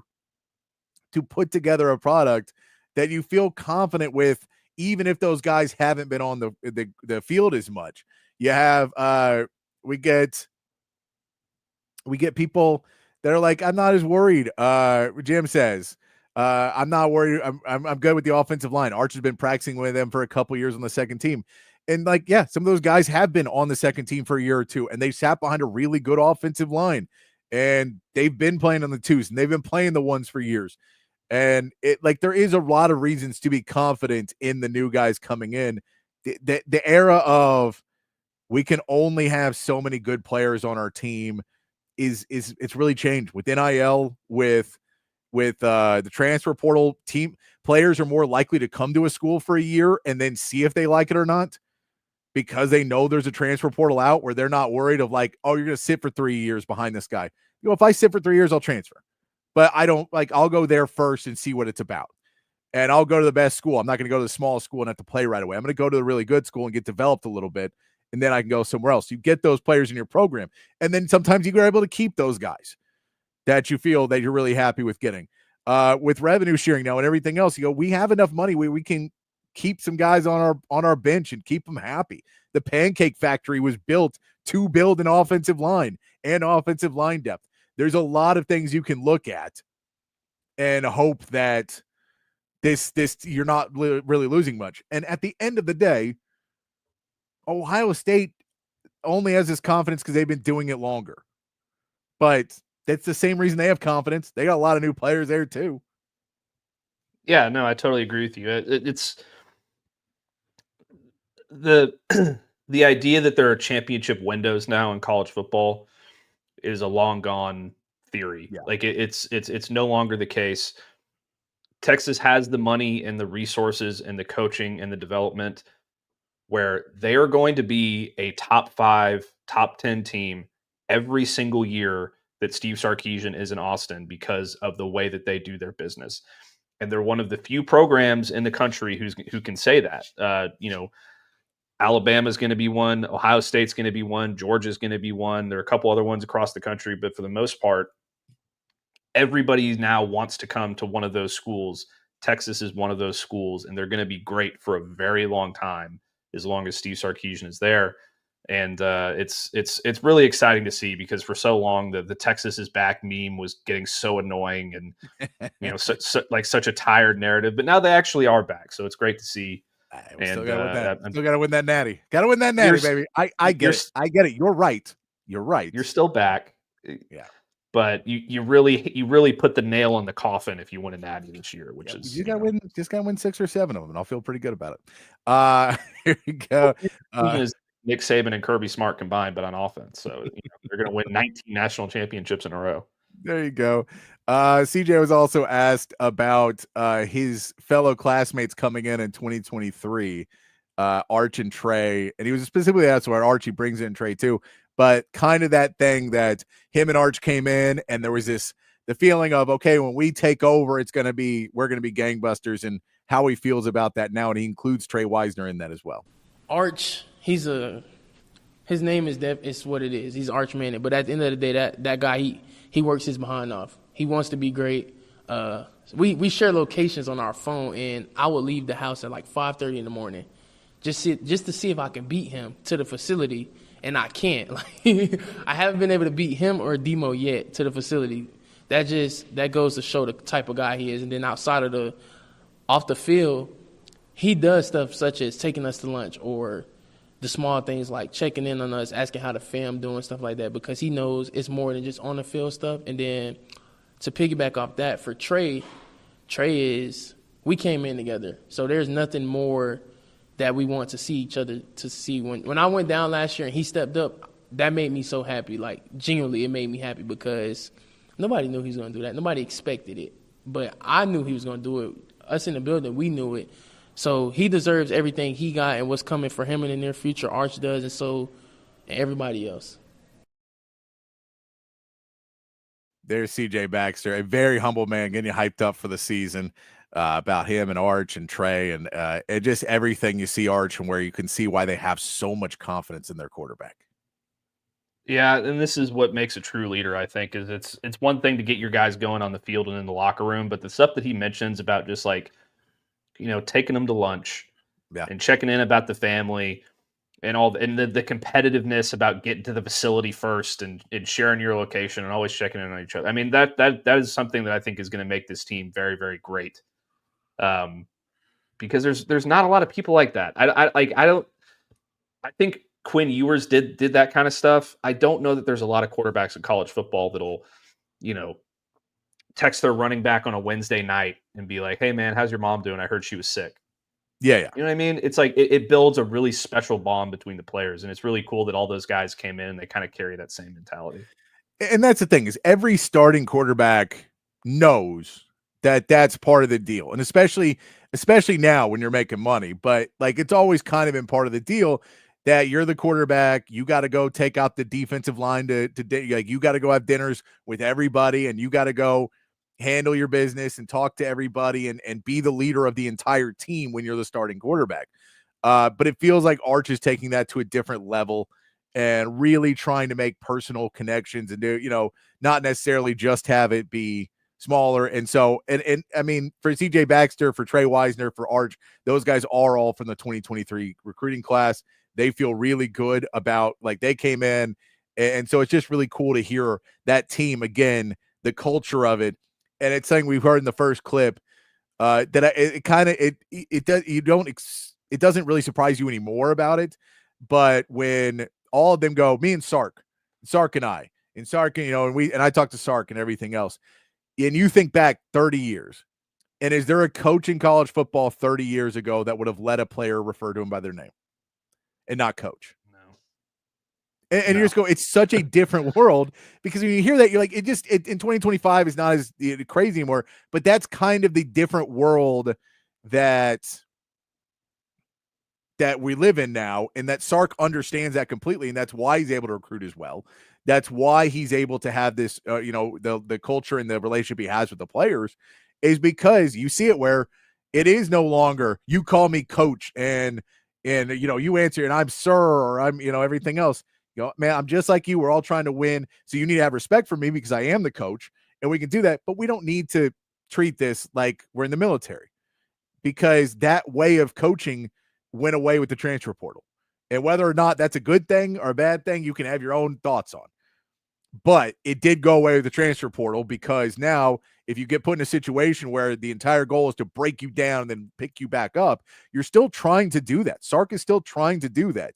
He's just not trying to do that by making you run 25 miles every morning at 4 a.m. He's trying to do it by letting you open up emotionally and let you realize where you're at and trust and all of those things to finally get where he wants you to be, as opposed to the old school method. So it's just one of those things you kind of notice about this team, is there is that difference of, it is very much more new school, the way Sark teaches and builds that culture. And it seems to be working, because he keeps putting him up at the top of, top of football. Yeah, absolutely. I think that Sark has taken bits and pieces from every program that he's been in that's been successful and kind of molded it together into a new way of thinking. And it's been really cool to watch the jump that this culture has made from 2021 to 2025 is absolutely meteoric. Like the turnover from the Tom Herman year with those guys, with the Bo Davis bus video where people were laughing on the sidelines, they're getting their ass kicked by Iowa State, to where they are now, has really been incredible to watch. And Sark deserves all the credit, and the players deserve all the credit as well. It's a special place right now. All right, one last clip. We'll play Arch to wrap it up with the player clips, because we can't not play Arch. It's legally required. If you cover Texas, you talk about Arch and you play Arch clips. So this is one of the most viral ones that went around when Arch was asked how he feels with the target on his back being Texas the number one. I mean, I think that's all of us at Texas, and I think we kind of try to shift the narrative. We're going for everyone else. Target's not on our back. We have the red dot on everyone else. There it is. The line of, the target's not on us, we got the red dot on y'all. That is the kind of the mantra. And we talked about it earlier. We are the hunters. And that is the feels like what they're trying to put as the number one team. Just because we're number one doesn't mean that we're prey, that we are we're built for a fall. That is not what it means for us to be number one. It means you better be afraid when we walk in the room. Yeah, and that's 100% the right mentality to take. Is you want to, walk in there and make them know very early on in the game, we're better than you. We're going to make you hurt. We're going to dominate you and all those different things. It's kind of the alpha mentality that you have to take as the number one team to be a dominant football team. It's the same thing that Alabama did under Nick Saban for so long, and that Clemson did with Dabo Swinney, and Georgia's been doing with Kirby Smart. That's the thing that separates the championship level contenders from the pretenders. And that's why it's so important. I love the red dot thing too. I mean, that specific analogy I think is amazing. Yes. He earned a lot of credit from his country boy offensive lineman with that comment too. He did. Joe, all Texas Herman. Well, Texas Herman was asked if his players feared him, and he responded, "They better." There was a lot of problems with that regime. I personally like Tom Herman. He was nice to me. He's a friendly guy, fun guy to be around. But there was a lot of problems I don't think they were ever going to be championship material in that era. And that was kind of the problem is they got as good as they were going to get. And then he thought that was good enough. And the standard is the standard at Texas. And that is where the issue lied is they never felt like they were going to get better. And he didn't seem to have the same problem with that the rest of us did. And so I don't want to talk bad about him because I personally like the guy, but coaching wise, I'm much happier that we have Sark here. Put it that way. Yeah. It would have helped. I think it would have helped Tom Herman if his quarterback liked playing for him, but that's a whole nother conversation. Well, I mean, there's a lot of things. It would have helped if Quinn Ewers would have come here his freshman year too. Would have helped him out on some of the things. A lot of pieces would have helped him out a little bit, but yeah, at the end of it, it was bad. And the stuff, it was like the way he went at the end was just bad because it was no longer like, how can I win more games? It was, why are they trying to fire me? I'm winning enough. And you're like, you're not winning enough. We're not competing for it. And now Tom Herman would have been the one, like, we better not schedule any big non-cons. I want to make the playoffs every year, and everybody will be happy if I just make the playoffs every year. And that's not good enough for what Texas wants. And so happy that we have Sark here. Let's take a break because we're way past it. We're way past the top of the hour. We hit the bottom of the hour before, but I wanted to play those clips. And it's exciting. It's game week. They allowed a lot of players to speak to the media on Monday, so I wanted to play all of those things. We'll play a quick commercial break. We'll be back in about 2.5 minutes and roll into hour two. Talk about some of the cuts. Some of the Texas players got cut. Cowboys and Texans as 53-man rosters are due at the beginning of our show an hour or two ago. 53-man rosters were due, so we should get most of those reports out by now. We'll go through and knock that out and talk whatever else you guys want to talk about on the text line and on the chat. Throw those in there. We'll try and get to whatever we can as we continue on here on Open Gym here on Texas Sports Unfiltered. Hi, I'm Hayden Covert. Welcome to Covert Buick GMC of Bee Cave, your home in the Hill Country for new and pre-owned Buick and GMC vehicles. With beautiful inventory arriving daily, including the GMC Yukon, Sierra 1500, and Buick Enclave, you'll be certain to find the perfect vehicle at an incredible deal. Our service department is also open for all your vehicle maintenance needs. Visit us today for a test drive. Covert, born and raised in Austin. We are professional grade. Altstadt Beer, the best beer that you can find all throughout the great state of Texas. Y'all know I've been a fan of Altstadt for years now, and if you try it, I think you will be too. If you've already tried it, you know exactly what I am talking about. Altstadt is brewed locally in Fredericksburg, but available all over the state of Texas. So if you're tuned in Austin, San Antonio, Dallas, Houston, it does not matter.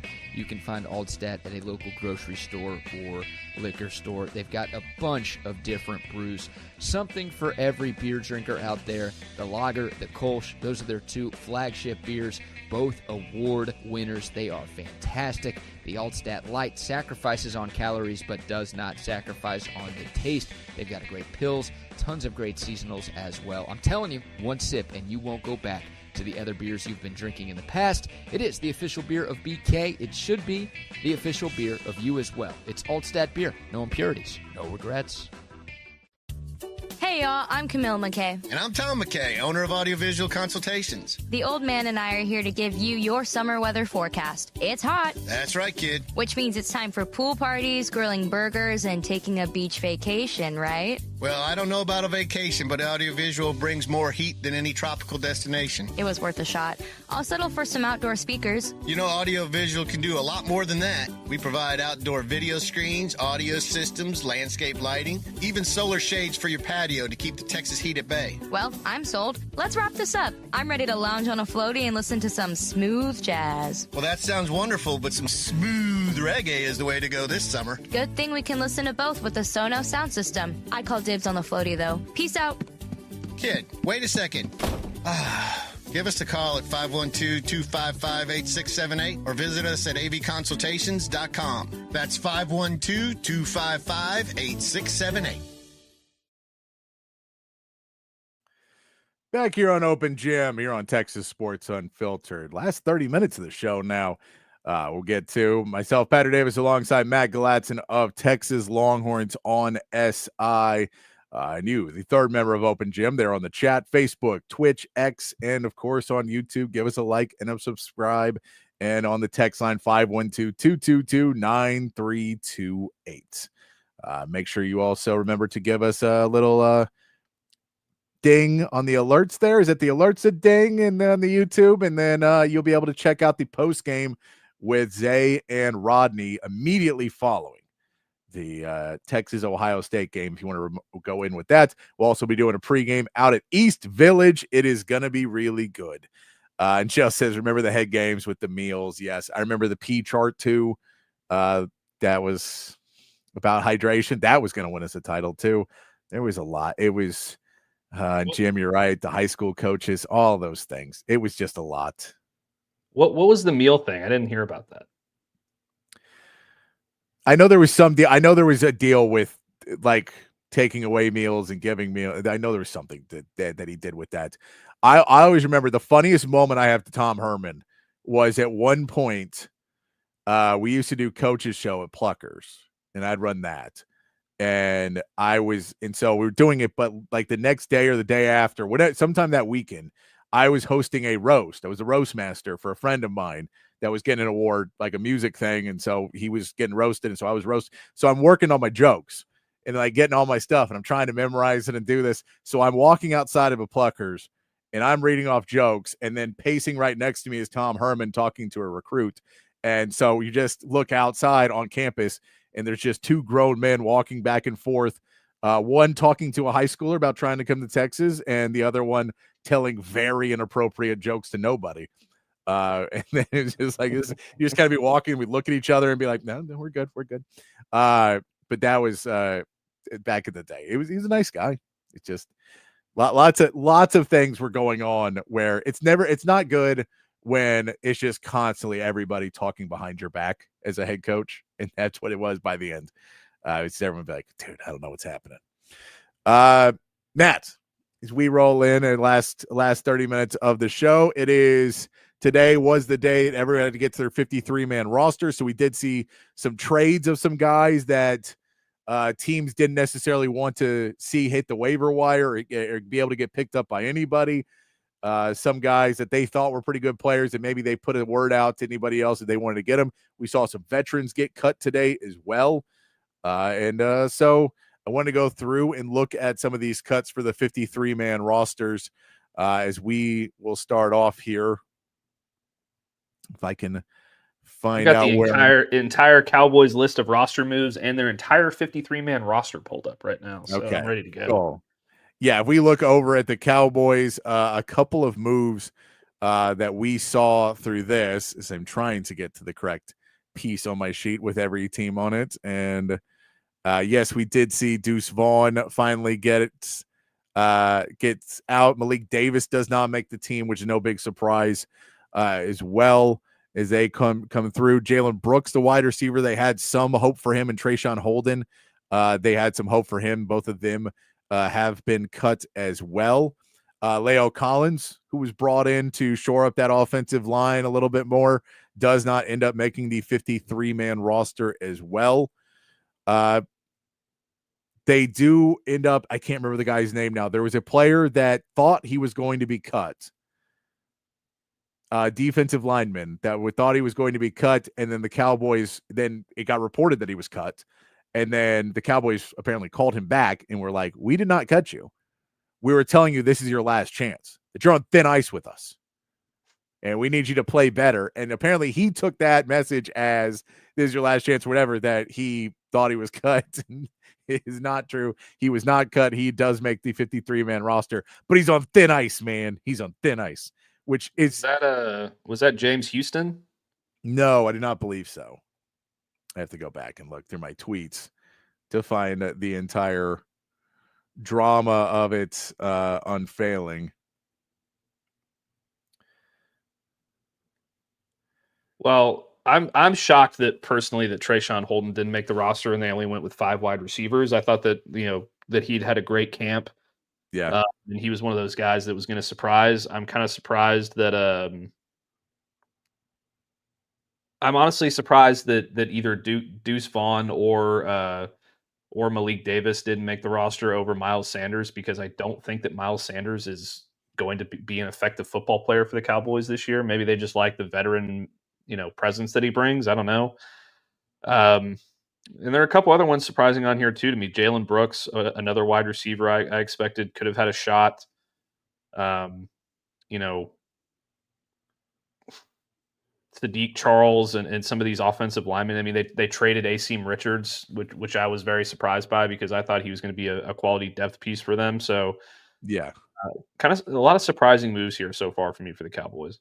Perion Winfrey was the name. Perion Winfrey was the defensive tackle who was told that he's on his last chance, and everyone went, more last chance than Mozzie Smith? We thought he played better than Mozzie Smith played. So, but yes, he was the one. Yeah, I was kind of surprised. They did put Mingo on injured reserve as well. They put a couple guys on injured reserve. So Maffa is on injured reserve. He does end up getting on the 50. He's not on the 53 man, but he's on injured reserve. So he is someone they'll bring back. And that is where they may let go of Miles Sanders or whoever else at that running back position, if they are all still healthy at that point, to bring back Phil Maffa. They do like him, but they decided because he was a little beat up, they could put him on injured reserve for a little bit. But yeah, Deuce Vaughn does finally get the axe.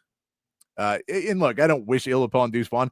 In all reality, I hope he goes somewhere that they're like, oh, we have a package that'll be great for you. Like, we can use you properly, as opposed to pretending that you're an every down back that the Cowboys, for whatever reason, kept doing for the last 2 or 3 years. So hopefully he'll be able to find somewhere that maybe they can find something for him.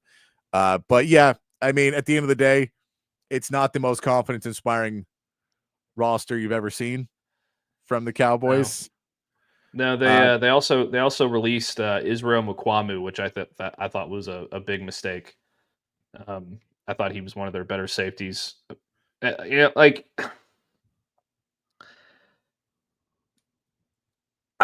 don't understand why they don't value the safety position at all. It drives me crazy. I thought that if they were going to cut a prominent safety, it was going to be Donovan Wilson. I thought Israel Mukwamu was better than Donovan Wilson, but I'm not a football coach. I guess they know better than me, but it's and I mean, they have a general manager who's not a general manager, so that's it happens. Doesn't do his job and speak to agents. I saw somebody came out today. Devin, who is it? The Hall of Fame defensive back. He used to play for the Jets. I don't know. I can't remember. But he came out today and was like, why is the Players Association not doing anything about this? This is clearly a problem. This is clearly a terrible thing that is happening in Dallas, that he is just outrightly being like, haha, you have no representation. That's okay. Haha. Isn't that funny? We agreed to a deal without your representation around, and now I won't talk to them. Haha. Isn't that funny? He's like, this is what a union is for. This is why you have unions, is to stop this kind of thing. So he was upset with that today. And then the comments on it were, of course, all people be like, it doesn't matter, just take the money. And you're like, all right, I don't think any of you understand how this actually works. But We also saw for the Texans, the big news was Trent Brown was released as a offensive lineman that they thought might be somebody they could use. They also traded away a backup offensive lineman to get to the lineup that they wanted to keep. They are feeling a little bit better about this offensive line. However, not great about it in all honesty. As we go through some of the other rosters and other big cuts across the league, as I just scroll through because we can't go through all of them too quickly. We did see across the board. We know that for I'm trying to figure out the one that I had a second ago, and now I cannot find them anymore. We saw that Silas Bolden was cut the other day, so we know that one is now off. The Browns did trade Kenny Pickett as well. They traded Kenny Pickett to the Raiders because Aiden O'Connell, first of all, Aiden O'Connell was not getting the job done, and they were not happy with him in Chip Kelly's offense. He's not running it fast enough, and then he broke his wrist. So now he's on IR, and they brought in a backup quarterback in Kenny Pickett. They just, believe you need to have a backup quarterback in the NFL, which is probably a good plan. So they have brought him in and hope that he works out as he continues to go on. As we keep rolling down, we can see who else ends up getting cut out of there. I had some other ones, and I'm not finding them anymore, Matt. It's this great radio where there's too many more names on this. Go ahead. Should I go through the entire 53-man roster for the Dallas Cowboys real quick? I mean, that's a lot of players. The Raiders, I did see Colin Johnson gets cut from the Raiders. They also let go of Phil Dorsett on the Raiders as well. We've seen a couple of different players in that. I think they signed Amari Cooper as well. They did. They brought back Amari Cooper as well. That's true. Tommy DeVito for the Giants gets let go along with Lil Jordan Humphrey, does not make the cut for the Giants. As we saw that one, unfortunately, does not make it. We're hoping that he was going to be able to get a spot. Big mistake by the Giants for not bringing back the Mafia Don to be your third quarterback. I really think that's a big mistake. The Eagles do get rid of two quarterbacks in Kyle McCord and Dorian Thompson-Robinson. That Dorian Thompson-Robinson was in that Kenny Pickett trade that they made. Now they pick up Sam Howell from the Vikings, I believe, and then the Vikings bring in Carson Wentz. So if you're doing your backup quarterback Sudoku or whatever you want to do with those, that's a good amount of them that we saw. There was a team that I'm trying to find that cut a lot of the Saints was the interesting one that cut a lot of veterans at the end of the day. The Saints end up cutting Jake Haener, which is somewhat surprising to not put three quarterbacks on this roster. They do now. Spencer Rattler is their new starting quarterback, so they feel good about him being their starting quarterback. He's like Kellen Moore has said, we're not doing this back and forth. We're going to give Tyler Shuck time to grow as a player. He's going to be 35 by the time they tell him time to grow as a player. The entire reason you drafted Tyler Shuck and not other guys was because he was ready to play. That was the entire reasoning for it, right? So everything we heard was like, oh, because he's older, he's more mature and ready to play. And then he wasn't ready to play. So you got to put Spencer Rattler out there. They also let go of Cam Akers and Clyde Edwards-Helaire. They also let Donovan Peoples-Jones go. They were letting go a lot of veterans, but it does feel like Jalen Ford has made this roster, which you like to see for that. Go ahead. Dallas Cowboys. Yes. Please cut Miles Sanders and sign Clyde Edwards-Helaire. Please. The Cardinals, I was so surprised to see Clayton Tune get cut there. They felt, everybody thought he was going to be something special a couple years ago. He ends up not making the roster there. Former Houston Cougar. People thought that he was going to be a little bit better of a player. He does not make the cut there. Marquez Valdez-Scantling also cut from the Seahawks as we go down the list of some of the bigger names that were released today. The Cowboys do feel let's just go with the Cowboys and what add their 53-man roster. If you're kind of looking at their depth chart and what you think they're looking at, what position right now are you saying, if I could make a trade for a position, this is the first one I would try and fix? I think the obvious one is running back. but that they're not going to do that. I would probably say somewhere in the secondary, just considering you don't know exactly when Trevon Diggs is going to be back. Kalen Carson is still injured. So I mean, there's a rookie Zion Childress made the roster. Andrew Booth is in there. So there's a lot of like it feels like it's going to be Deron Bland and Kyer Elam early, and I don't really know what else you're confident about at that position. Yeah. So that's definitely one for me. Safety is another one. I mean, they've got Malik Hooker and Donovan Wilson there. Marquise Bell is kind of a hybrid safety linebacker if you want to count him at all.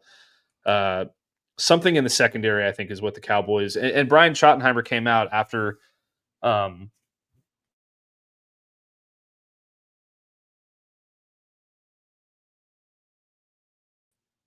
to consider. I think.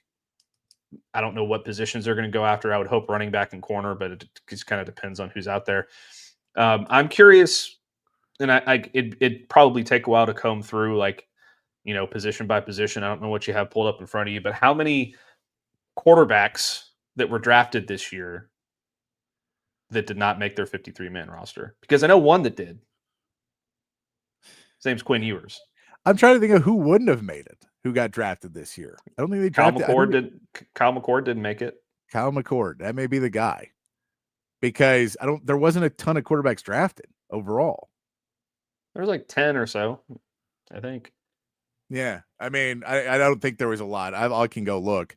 I was also going to bring up the 2 contract extensions that now are contract renegotiations that now leave the Cowboys as pretty much the guys with just looking in the mirror, trying to figure it out. That we saw Terry McLaurin has reached a new deal with Washington. He's happy. He will be coming back and enjoying himself in Washington. And then Trey Hendrickson gets a renegotiated deal. They find a middle ground, which it feels like they maybe could have done this beforehand too. But basically, no future years. He is a free agent after this year if he wants to be. They can't franchise tag him. I can't imagine they would, because the franchise tag is like $34 million. He's going to make $30 million this year. I can't imagine they would be okay with him making even more than that. But both those deals are now done. Both those guys are staying where they're at. I know Jacoby Myers asked for a trade yesterday, which the only reason I know that is because I drafted him in fantasy football on one of my teams. And then he asked for a trade. I'm like, come on, man. Killing me. I was worried about you anyway. And then they signed Amari Cooper like an hour later. So they also said they're not going to trade him. We don't have any wide receivers. We can't trade you. But yeah, Trey Hendrickson coming back was a big piece. A lot of the quarterbacks moving yesterday. The Seahawks still looking really thin at wide receiver. They, with not keeping Martez Valdez-Scantling, they were already kind of thin going throughout because they just had a lot of guys get hurt, so they weren't really sure what they were going to be able to do. So that one's left. Deontay Johnson gets cut again. We saw that. Deontay Johnson was like, yeah, last year was just kind of rough, and I never got my chance, but now I'm ready to come back. Does not make the Browns. Can't make the 53-man roster. I don't know when he's going to realize it's him, but it seems at this point it's you. It's not everybody else, because every team has agreed to not play you at this point as they keep going into it. Deontay Johnson's like the girl that gets engaged like 3 or 4 times in her 20s, and it's always the other guy's fault that it doesn't work out. Yeah, so a little bit of a rough push there for Deontay Johnson is once again trying to look for a team. Be like, remember when I was good a few years ago? It's not me. Don't look at all those other teams. That was on them. Why that I wasn't able to crack the roster and wasn't able to crack the lineup. You know, after I said I wasn't going to go into a game because I was cold. It's like that we played that on a meathead not that long ago. In terms of Marquez Valdez, or I always screw up his name. Marquez Valdez-Scantling, yes. Marquez Valdez-Scantling. I would be surprised if he doesn't end up on the Pittsburgh Steelers. He could. They don't have a lot of receivers on that team, and Aaron Rodgers likes him. So yeah, he very well could. That would not be hugely surprising. We did see that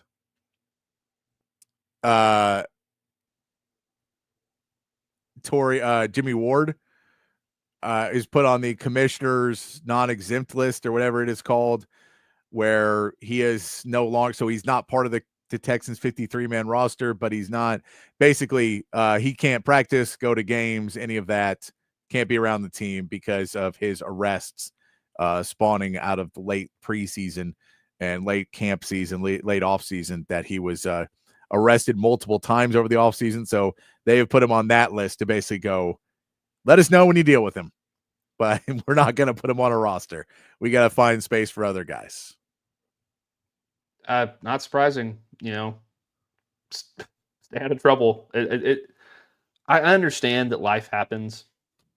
But I will never understand why it's so hard for some of these NFL players to just stay out of trouble. I won't. I was surprised Hunter Renfrow does not make the roster in Carolina, trying to make his comeback. He retired really early.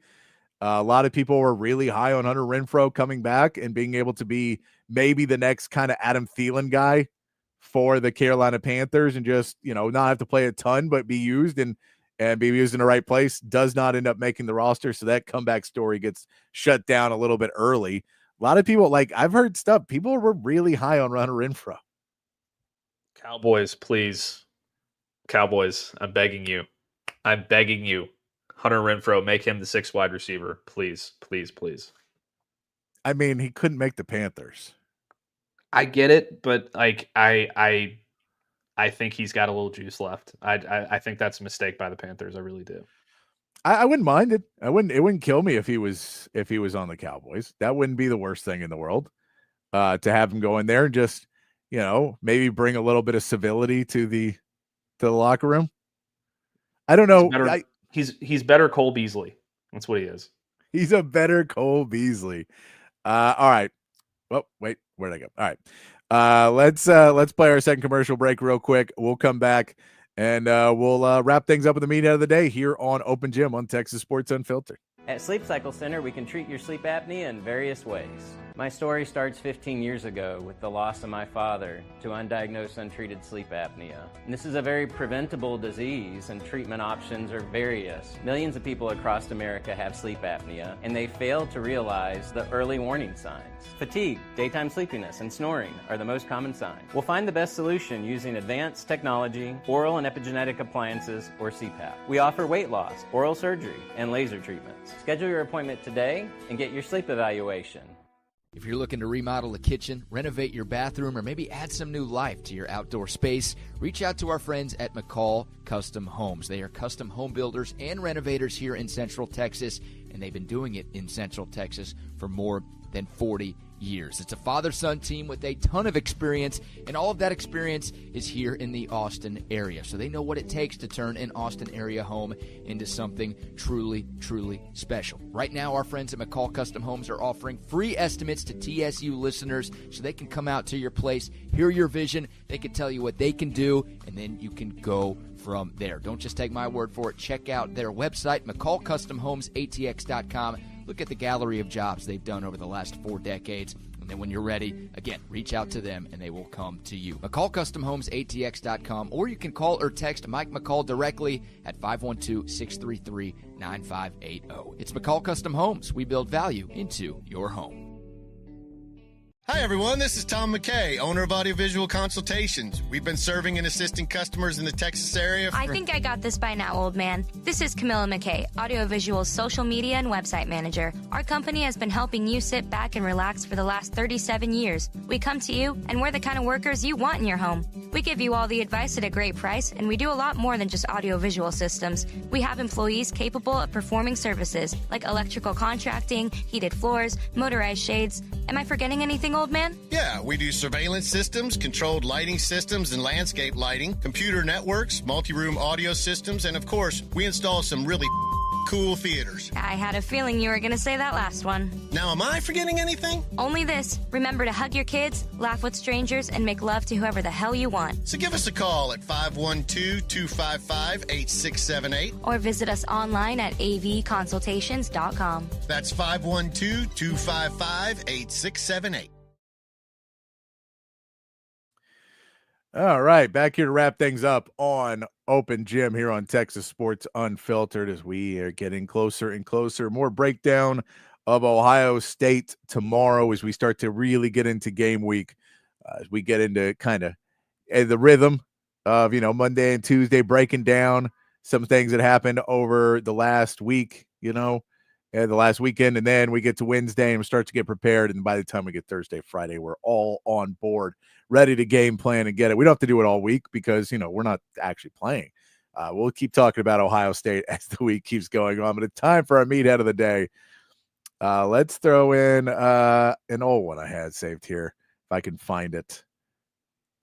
And all my stuff saved on this computer, ready to pull up. Yes, Joe, Quinn did make the 53-man roster. I want to put that out there and make sure that everybody knows that Quinn made the 53. He has to put in. He has to make the 50. They can't. I mean, what are they going to do? What are they going to do if he you have a quarterback who everyone knows is one hit away from assisted living, and you're going to put two quarterbacks on your roster? Come on, man.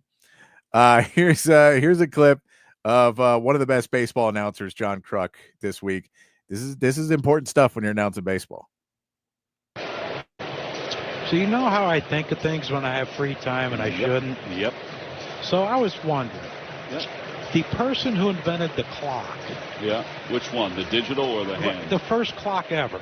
Okay. How did that person know what time it was? Oh, that's a really good question. I thought so.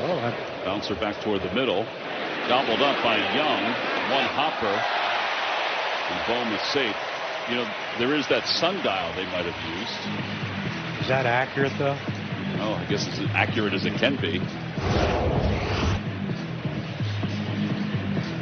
I don't know if Young would. There's they go on for a little bit longer, but that's solid baseball announcing from John Kruk. It's kind of boring right here. How about I throw in just insane ramblings? You know what this reminds me of is there was this girl, and just bear with me here, guys. I promise I've got a point here. There was this girl that was a reality TV star that was on Playboy, that was in Playboy or something, and she's having this conversation with a guy, and she's like, I want to know who invented gravity. I don't think we need gravity. Why did he invent that? It's what do you mean we don't need gravity? You think somebody invented gravity? That's what this conversation kind of reminds me of. Because how stupid can you be? You don't think people were telling time before clocks were invented? I just love it where he's just first guy. That's how we've just gone off the first clock the whole time. We may be hours off. Who knows at this point? Sundials have existed for centuries and centuries and centuries. It's not hard. Google it, man. If you have a thought, Google it. It's 2025. This is very easy to figure out. But it's John Kruk. You got to remember who John Kruk is a guy who made a living playing a professional sport, drinking beer, not lifting weights, just hitting a baseball.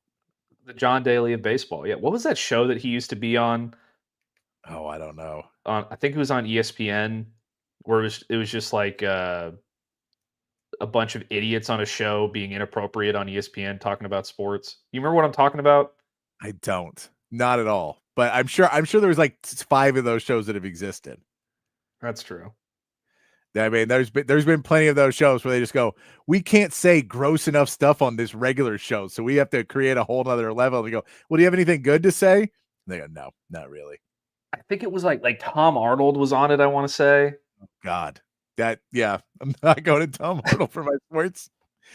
I did almost throw another meathead in, but it's ESPN, so it was more playing than anything.